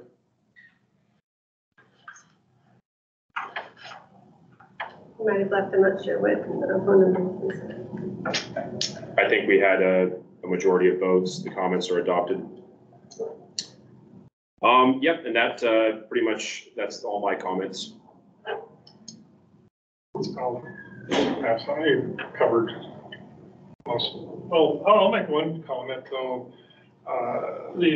There's a study in there about making the Glen Highway a toll road starting at Airport Heights all the way down to the Connect River Bridge. And if this community really wants to see a toll road, and it even does affect Muldoon. I mean, if you're going from Airport Heights to Muldoon Road, it's gonna, it's only $500,000. It's not much, but whether this community really wants to see a toll road, that's something that. I've not heard of this before. Can you? It's on the list there. Pardon? It's floated the idea of a toll road, possible HOV lane, and a possible bus lane, and it sounds like it's a study, so everyone would have to give input to Just a it. study, okay. Just a study, okay. So you don't give input on. Absolutely. Okay. So your comment is?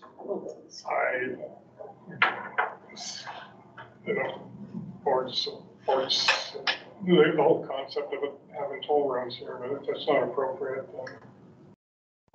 then, we'll just move on. You were drawing your But I'm comment. glad that some people weren't aware of it, and I understood. we could, I mean, if you did a Glen Highway toll road, Seward Highway could be next.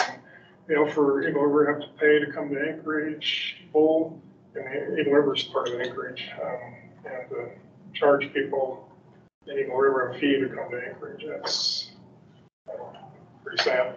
I'm guessing that's part of the Cavada reemergence, which I thought was dead, but I wonder if that's part of it. And No, it's not. it's not. Okay, It's not related to Kabbalah. okay, thank you. I don't know. I'm That's all I abstaining, have. so. I acknowledge that, too, totally.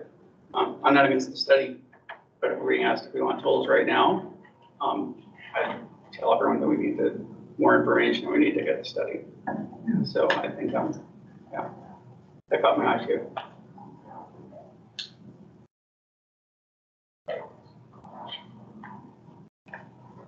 Okay. I'm done. Okay. Thanks. Okay, so this is Mike Rayberg, District 5. We got 5 community councils that we cover from Muldoon Curve up to Glen Highway and out to Turpin and UAA roughly. So I took a different approach. I've been working on contacting our 5 community councils, and so far I've got 2 of them on board. They're going to be having their meetings, and they're going to be bringing this up at their meeting. They asked if I could come and like at least introduce them to what's going on and try to encourage them to submit comments. And that's, I think, the most useful thing I can do on the committee is to have each council come forward and at least facilitate them and encourage them to come out and say what they need to say. So far, Basher I'll be talking to Basher, I'll be talking to Scenic Foothills, and Northeast Community Council I got in touch with too. So as you can imagine, Basher is only Stuckton Heights and the road that goes to Stuckton Heights. And it's now the bike path that goes to Scenic Foothills. So it's kind of weird. The only project that Basher has doesn't really serve their community council. So I'm encouraging that. What I'd like to acknowledge for this side of town is that it seems to be plugging holes and acknowledging that the street network and the footpath and sidewalk network isn't complete. I appreciate that one of the focuses of the plan is to find ways for people to get around their neighborhoods without going out onto the major arterials and then coming back in again, so that you can actually make connections within the neighborhood instead of going out and around and come back. So that is, I think, part of the plan includes several of linear connections of roadways to make safety improvements for walking and for bicycling and for cars. I appreciate that there might be signage to go through to find ways through your neighborhood that keep you away from the boulevards. And something that struck my eye that really I hadn't appreciated from the AMAT's process, it's proposing to somewhat resurrect the 2 bus routes that we used to have. Muldoon is not served by bus routes that go interior to the neighborhoods right now. They mostly go on the outside, on the fringes. Bus service returning to places like Beaver Place and to other places will be good for the community as a whole. Because I know that once when we lost some of the bus routes, it made you, instead of walking half a mile, you'd have to walk about 2 miles to get to a stop. So those are the general things I acknowledge. The one project that I support that I thought is nothing I ever would have considered. There's a project to come up with a plan B for the Glen Highway. When a crash closes the Glen Highway, like a couple of days ago, people try to go around through neighborhood streets or on the service road, which is called Boundary. And it's usually not very successful, and people flood the neighborhoods or they have trouble bypassing. There's a project for infrastructure improvements and planning time to make it so that people get around the Glen Highway when it gets shut down by a crash. And I think I think I could say for the neighborhood, that would be really useful. Can I question? Yeah. So it's a design, or was it it actual construction, or? It's 14 million. It's for coming up with better plans and also doing infrastructure improvements. I don't know how far down how much of it might get built under this plan, but it's certainly needed. Yes. Are you talking about the Glen Highway Incident Management and That's Traffic the one. Accommodations? Yeah, Yeah, that's it's the in the tip, as well as the STIP for funding, this and next year and start working on things. So it's already kind of in play. Yeah. Yeah. No, that's a big improvement. Does that stretch out to Eagle River as well? Okay. Between Airport Heights and the Parks Highway. Oh, okay. All right. So at any event, I'm working to get my job to make sure the community councils show and they come out and say what's important to their neighborhoods. Because frankly, I can't speak for Basher. I don't know what they need. I just know that what they do have doesn't really serve them. So I have no objections to anything that's on the plan. I don't see anything that's glaring that's missing. Tudor and Muldoon both have major planning projects, and because there's major comprehensive plans coming for Tudor and coming for Muldoon, that's where a lot of the nuts and bolts and the stuff I would have commented on is going to come out during those processes. So I'm happy to see those going forward. Otherwise, yeah, I know at least one community council coming up tomorrow night. So, go ahead. And I was just gonna offer on that note, you know, I'm available to present to other groups as well as community councils in your area. I can't, obviously, we don't have, even the staff, the whole project team couldn't make it to every community council because there are 38 in the next month. But if there are community councils that want a presentation, you know, I can do the same one I gave this evening or one targeted to their area.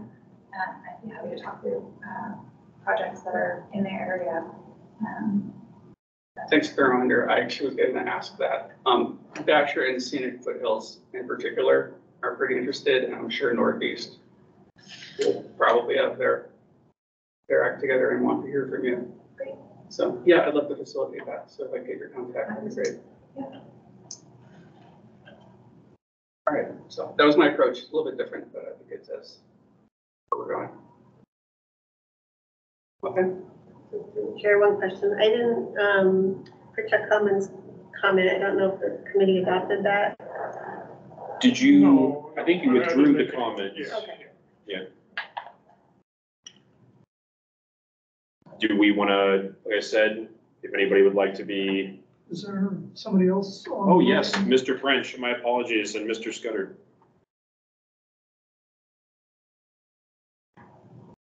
Bob? Sure, Bob French here.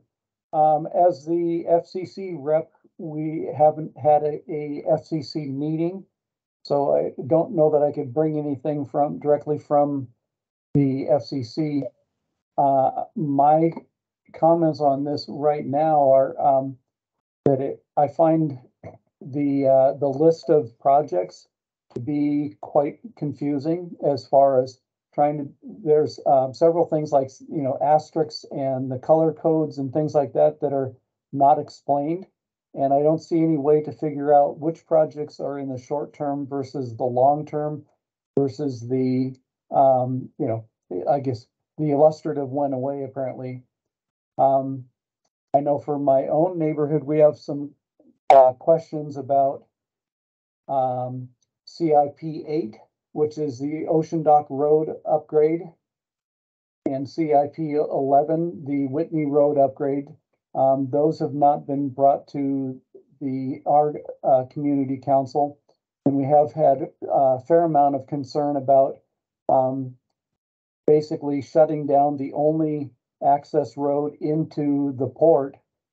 We've heard quite a bit from the truckers and everybody who are saying, you know, how are we going to get in and out of there during these projects? So, yeah, I guess I will be encouraging the FCC, various community councils to make their own recommendations and their own comments on this. But I think that I still find the MTP draft document here to be rather confusing as far as being able to see how these projects were ranked and what the actual priorities are. Thank you, Bob. Do we have any comments or questions on Bob's comments? I agree, access to the port is high priority for anybody living in this part of the state, so support that. Do we have any objections to Bob's comments? Hearing no objections, Bob's comments are adopted. Do we need a clarification on any items specifically? Well, there are several comments, so you're gonna, as a body, say that it's a confusing document, that would be one. You're gonna say you have questions with CIP 8, CIP 11, is 2, and not seeing a short and long-term project list. I would say 3, and then Bob, you can correct me if there is a 4th distinct comment in there that you would like the committee to vote on. So let's break these up just so everyone's on the same page. So the first one we had is this is a confusing document. Were you looking to adopt that comment, Bob? I think it's more just a comment, and I'm not sure how to put that into something that the you know, the community advisory board would be able to really have an action item on, but, yeah, I guess it's more a comment. I found it very confusing. And when you say a comment, you're saying a comment to the committee, but not a comment you're looking to adopt? Is that what you're? Correct. I'm just. Okay. Correct, yes. So the next, Christine, what's our next? Questions on project CIP 8, CIP 11, and ocean document. Okay, so you want to expand on those two specific projects so we can be clear on the comment? I think it's part of the difficulty of trying to understand what these projects actually mean and are going to do. The comment we have heard from the port and the truckers is that they don't know how they're going to be able to basically renovate the roads that they use, all the time going in and out of the port, taking, goods from the port of Anchorage to the rest of Alaska. So there's not enough information here to be able to say what is actually going to happen and how that's going to be facilitated.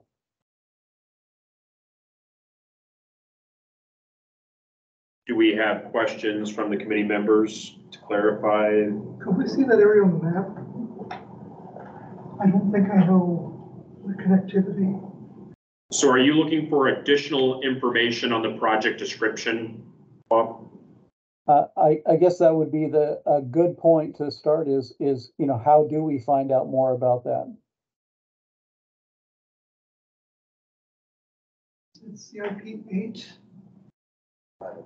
And the 11, is that the green one? The red one. Oh, it continues, I see. Okay.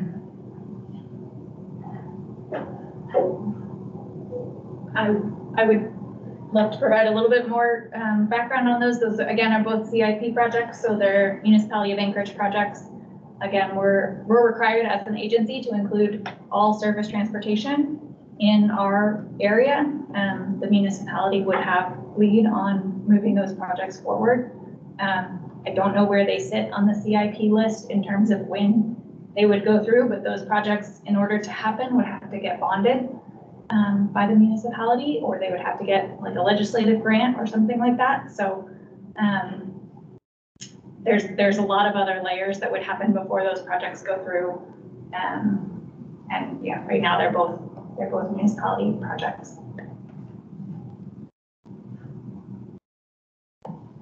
So I think I'm guilty of it too, Bob. Do you mind just kind of consolidating your comment there so we can be clear of what we're supporting or not supporting? I guess my comment is that I'm finding it difficult to be able to provide good input without being able to understand what these projects are, where their funding is coming from, and whether or not they exist on a short-term or a long-term route, or when those projects are likely to happen. Like it's more of an overall objection to this draft document not being clear.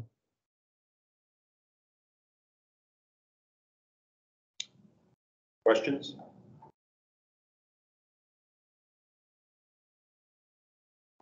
Are there objections to Mr. French's comments?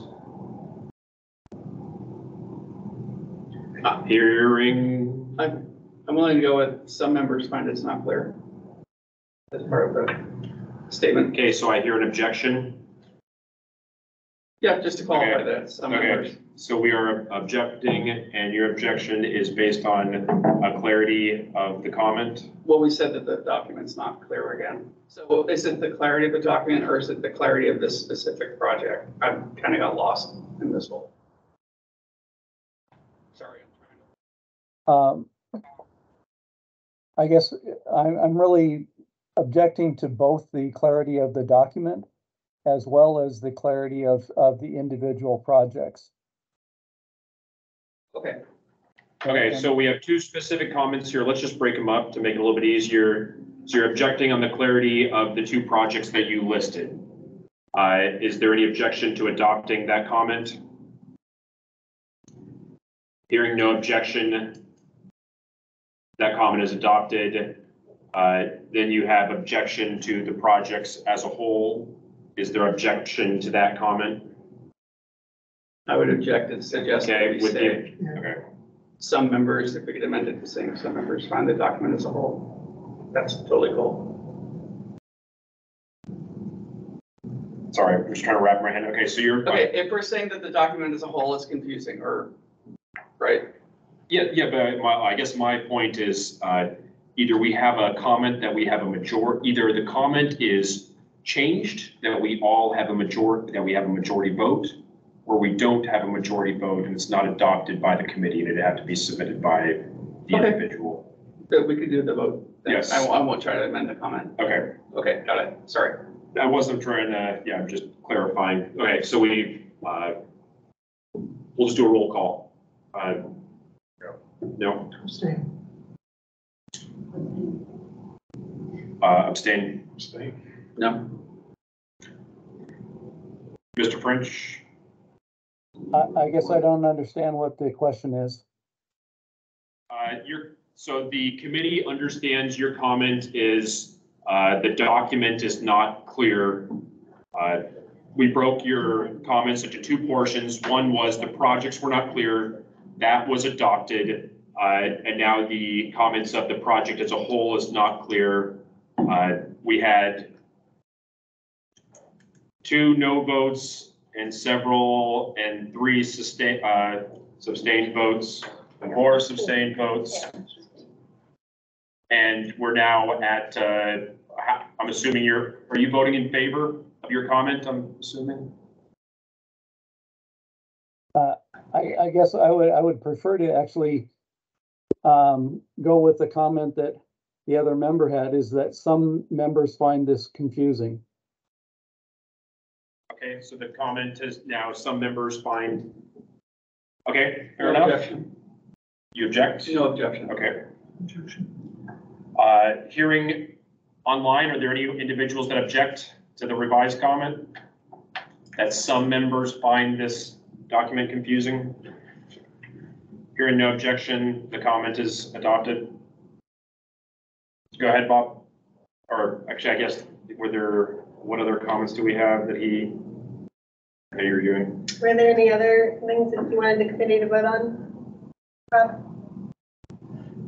Yeah, I guess really, I probably should have made more of a comment during the presentation.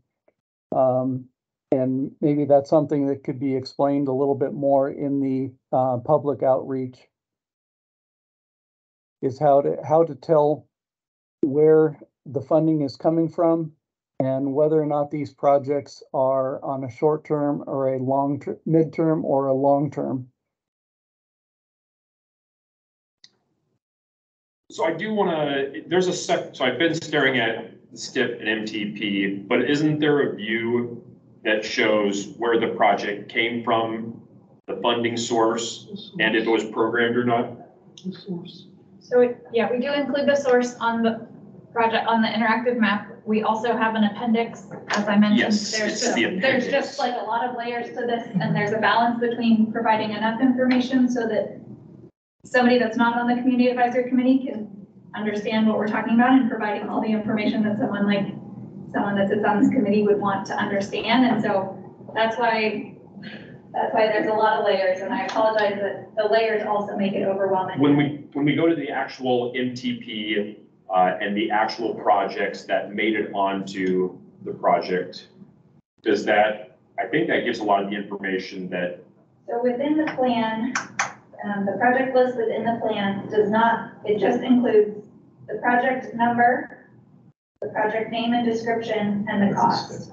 So again, as was mentioned, it doesn't include short-term, long-term, it doesn't include where it's from. If you want that, And if there was just like a note in the text, a sentence, for more information, refer to appendix 7. Yep, that's in there, I believe, should be.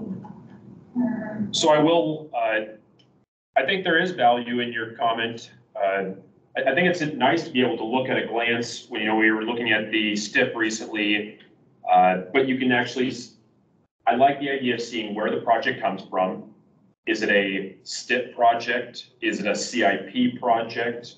Having a separate column to clarify where the project is coming from. I think there's a big push right now to tie all these different plans together. And I think having a column saying where the projects are coming from, is that kind of what you were? Yeah, I definitely agree with that. For example, I'm looking for, I'm looking at several, there's like what, 22 projects for CPS, whatever number. There's no indication that I searched the rest of the document and it doesn't tell me what CPS means.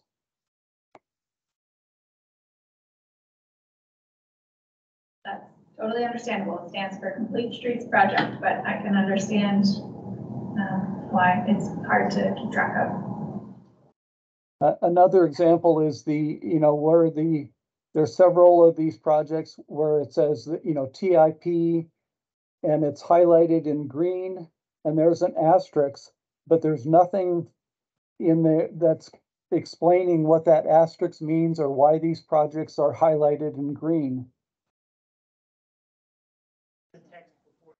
And when it says like TIP, that means it's a TIP project. I understand that, but why is TIP Plan 10 highlighted in green and TIP Plan 11 is not? Because it says that it comes from the congestion management process. It says in the text before the table, maybe we can look at adding something each page so people don't have to scroll up and see that. Yeah, I would love more feedback on how we can make this document more digestible. We are also balancing these federal requirements, and one of those federal requirements is indicating what projects are related to congestion management, which is like not something that the average person looking at the document cares about. But when we had our AMAT certification review with FHWA back in May, they docked us because we weren't really clear in our MTP about which projects are part of the congestion management. So I sat in your seats. I was on the BPAC. I know how it feels, and I was an advocate before that. So I would love to make this document more usable, and please keep those comments coming. And just know that we're balancing a lot of different things, and those are things that I didn't know when I was sitting in that seat. And so it's a big challenge to make this document digestible, but also check all the boxes for FHWA. So Bob, coming back to your comment right here, is there, and I will say when we get a bunch of information, it's hard to digest to see if the committee supports your comment or not. So the more concise we can be with the comment, I think it makes it easier to gain support or not. Do you want to clarify your comment one more time? I think the table for the projects in Chapter 5 could benefit from having footnotes at the bottom of each page that gives a little bit of information about why some projects have asterisks and others don't, and what some of those highlight colors mean. It's So all right, stop right. Just all right. So are there any objections to that comment? Hearing no objection, that comment is adopted. Sorry, Bob, I just didn't want to get it too convoluted. I think you had a very clear point you were trying to make there. understood.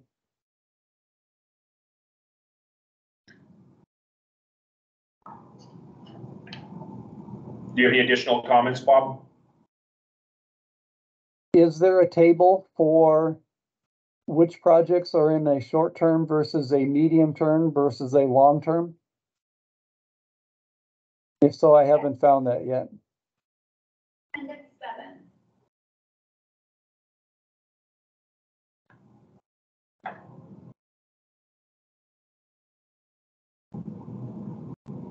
And don't want to put words in your mouth, but you could suggest that the table format in Appendix 7 gets rolled into the document. That's what I wanted to say. Thank you. I was waiting to say it. Okay, thank you. Yeah. But again, just from our background, not wanting to put so much information in the document, but this appendix is 18 pages long. that was the balance that we were trying to strike. Yeah, but we have, 14 pages of projects. So I guess it seems like it would be worthwhile to try to roll those two together.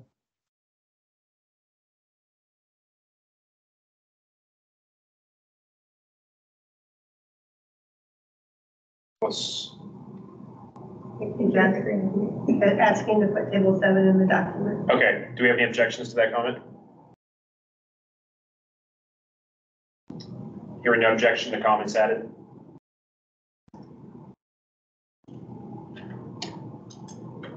Do you have any more, Bob?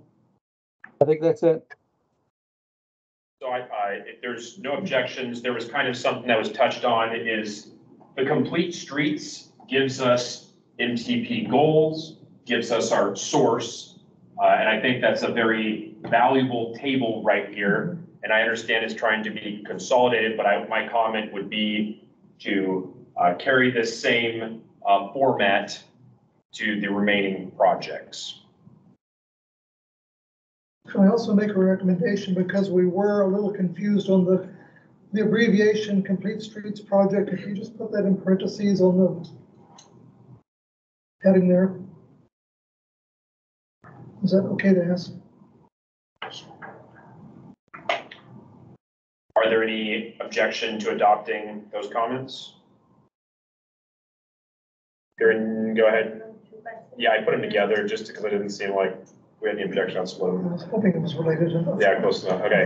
Do we have any objection to getting those documents adopted? Hearing none. There, go ahead. Sorry, can I just clarify your request? Yes.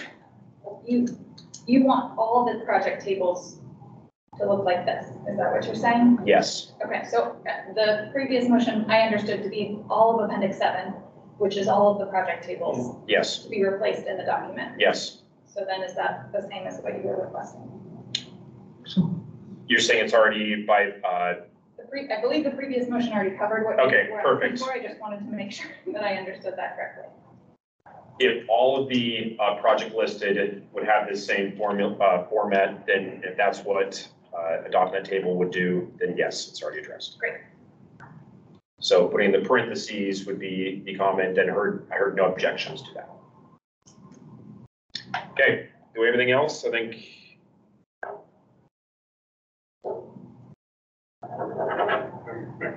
Go ahead, Chuck. Just in the future, just talking to community members with the STIPs, the state of Alaska has their survey out right now, and trying to talk to another person about the projects. It was very confusing between the MTP and the STIPs, and having both of these out for public review at the exact same time. If they were, if one was done and then the other, I think totally separate, let the other one close out and then the other one take public comment? Or was there a reason to have both going at the same time? Or just coincidence? Just coincidence. They're both large multi-year planning processes, and I echo that comment times 10. I cannot tell you how many people that I would reference something to and they say, well, I pulled up the STIP and what are you talking about? So I think, I don't even know if that's doable, but not having them at the exact same time, yeah. Yeah, we can't really guarantee that just because they both have strict requirements on when they need to be approved. So the STIP has to be approved at the end of September, and then ours is next year, but it takes us a year for public process and adopting of the document. So they just happen to line up in a pretty terrible time period. But in one respect, it can be really helpful because then we can help better educate everybody about the differences between the two, which probably wouldn't happen if they were not concurrent, because people would think, I was just asked about that. But now you can understand that you're asked about it twice because they're two different things. I found myself saying, this is not a STIP a lot. No. Are there any objections to those comments? Go ahead. Your meeting is technically over, so you need to extend it. Can I get a motion to extend for 10 minutes? Really quick. Hey, a second. Any objection? The meeting's extended. Any objection to adopting those comments? Hearing none, those comments are adopted. Do we have any other last minute comments? Go ahead. I do apologize to this group and also to the community large for using a incorrect term that I didn't have any intention of anything being taken the wrong way, but I would like to restate that. Thank you. Okay, without any objection, go ahead. Ask for public comment on that. Oh, yes. Do we have any additional public comment on the MTP 2050? Going once, going twice. I know we had one member that wanted to comment, but she wasn't sure if she was able to turn on her microphone. But, Did John put anything in the chat? Is he still on this meeting? I just want to make sure before we. Yes. I'm not sure. There are two numbers that joined, and I don't remember which one was his. There's only one there currently. Isn't it JS? Yeah? No, that's James Darzik. Oh, sorry. Thank you. I was confused. Okay, not hearing any public comments. We're going to move to item 6, project and plan updates, AMAT safety plan. Do we have someone? Yeah, no, here, let me just hand these out really quick. Yeah. I'll put it up on this guy. Okay, and then I might just go show the website online. So here's a flyer for the AMAT safety plan. So we are about 3/4 of the way into this planning process, and we have an open house coming up in October. And so you know, anyone's welcome. We'll have some walk audits, so we'll have it. It's gonna be at Mountain View Library. We're gonna have. I don't know if we will have the plan draft available at that open house, but we will have lots of informational materials and maps showing the process and everything. So we have a stakeholder group that has been meeting regularly. They have a meeting scheduled for October as well. And then we will be bringing that plan to all of our committees after that open house. So I want to say probably in the November timeframe, we'll ask to come to you with a planning document. There is a website, and I think, Christine, yeah, if we could look at the website on the, sorry, I'm not picking work. It's on the website, or all the information for the plan is on the website. So we also did some safety campaign videos that are up there. We did at the beginning to sort of generate awareness about the campaign and the plan. And we did a BPAC forum. I don't know if you all heard about the BPAC safety forum that we held several months ago. That was a big, a lot of people attended that event. It was a big success. So we've been gathering a lot of information, doing a lot of data analysis. All of the existing conditions report and other documents from the plan so far are on the website under the documents page. There's also the planning schedule, which I've also included on the flyer. And then we have a get involved section if you want to get involved or send somebody to an event. And I am the project manager, so you can contact me, Joni Wilm, and I've got my email on here. And so just a little bit of background, I guess I should have started with this, but the safety plan is our very first safety plan. So safety plans are becoming something that FHWA wants to see MPOs creating. So we've never done one before. This is our very first one. We have an excellent consultant out of Baltimore, or she's in the DC area, but she's with Farron Pierce, and her name is Nicole Waldheim, and she's an expert, and she does these plans, has been doing these plans all over the country. So we're really excited to have her on board. We also have R&M consultants, and they're the ones who've been working on this MTP. So that's a lot of plan coordination we've been doing between those two consultants. We also have Kenny Engineering on the team as well.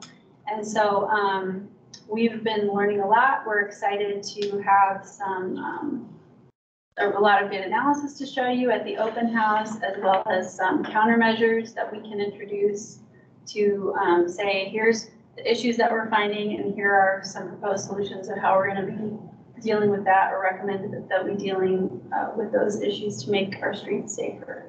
So it's a really great plan. We're excited to present the information and get your feedback. So if you have, yes.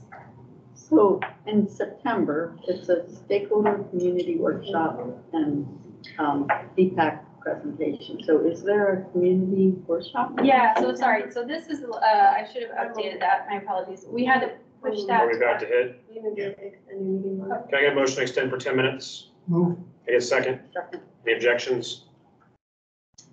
Okay, thank you. Yes, no, so great, sorry, I should have updated this little graphic. This is our graphic from the beginning. We did have to push it. We were hoping to have our workshop in September, but we pushed it to October 4th. So that's the open house. And so that is going to be October 4th and not in September, as shown us on the graphic. So, Thank you. yeah. Any other questions for me? How much funding do you have for this PSA?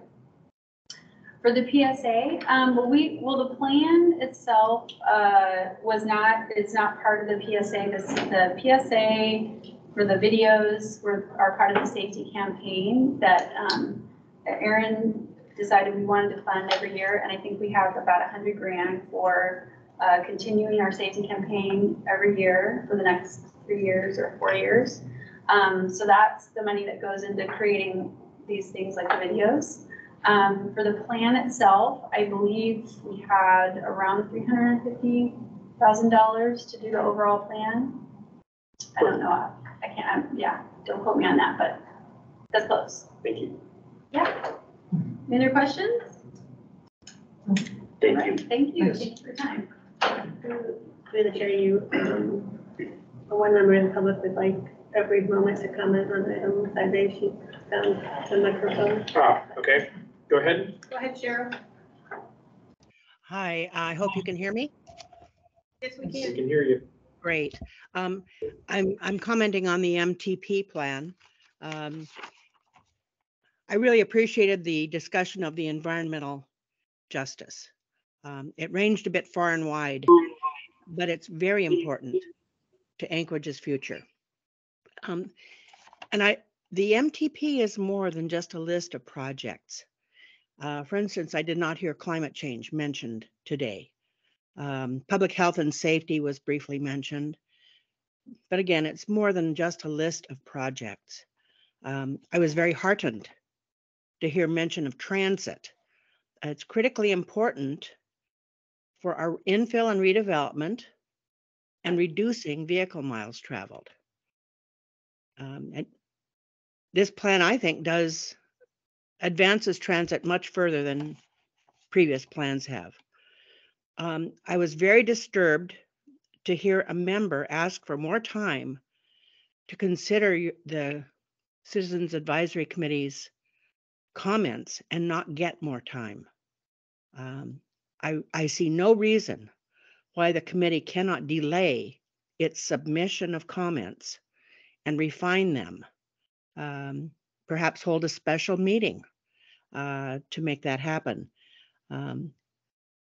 Since the comment deadline is over a month out for October 9. So thank you very much for letting me back in. And again, congratulations on the high quality work that I saw in the MTP. Thank you, Cheryl.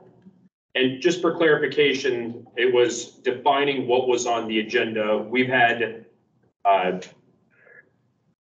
it's important that we follow proper notice requirements. It was not saying that a special meeting could not be held, but it was saying what is currently on the agenda, and amending the agenda would require notice requirements.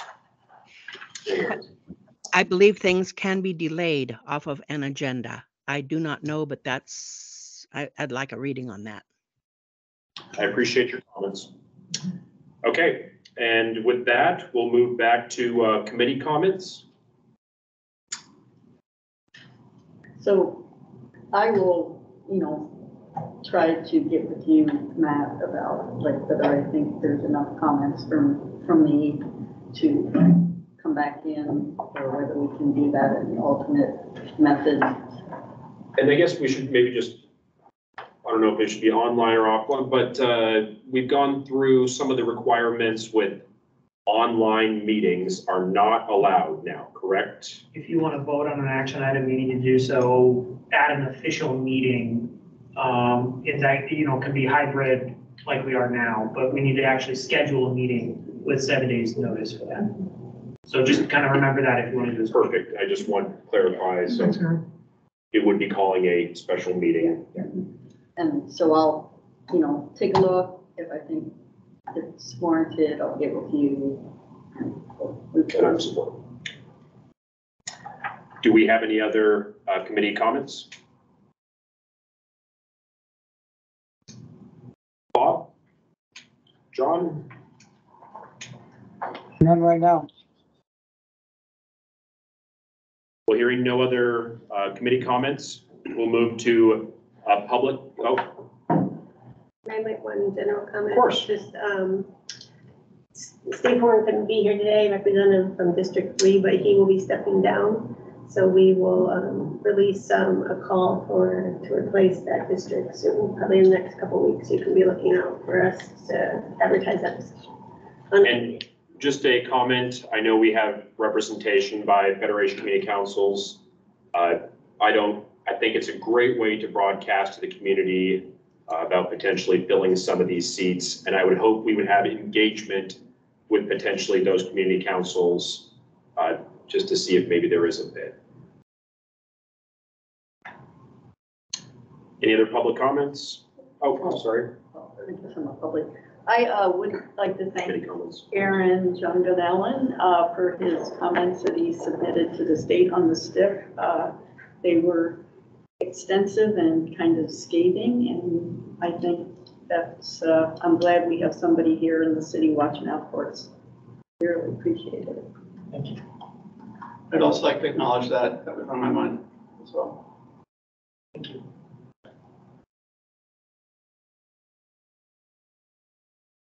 Yeah, I would acknowledge that too. I do think it is valued that you said a really important statement you made in there was MTP is our planning document. And it's important to see that the STIP projects that are on the STIP would be also included in the MTP. So we kind of backed up to committee comments. So I just want to clarify, do we have any public comments? Hearing no public comments, can I get a motion to adjourn? Move to adjourn. Second? Second. We're adjourned. Good job, Matt. Thank you. Thank you. That was we haven't had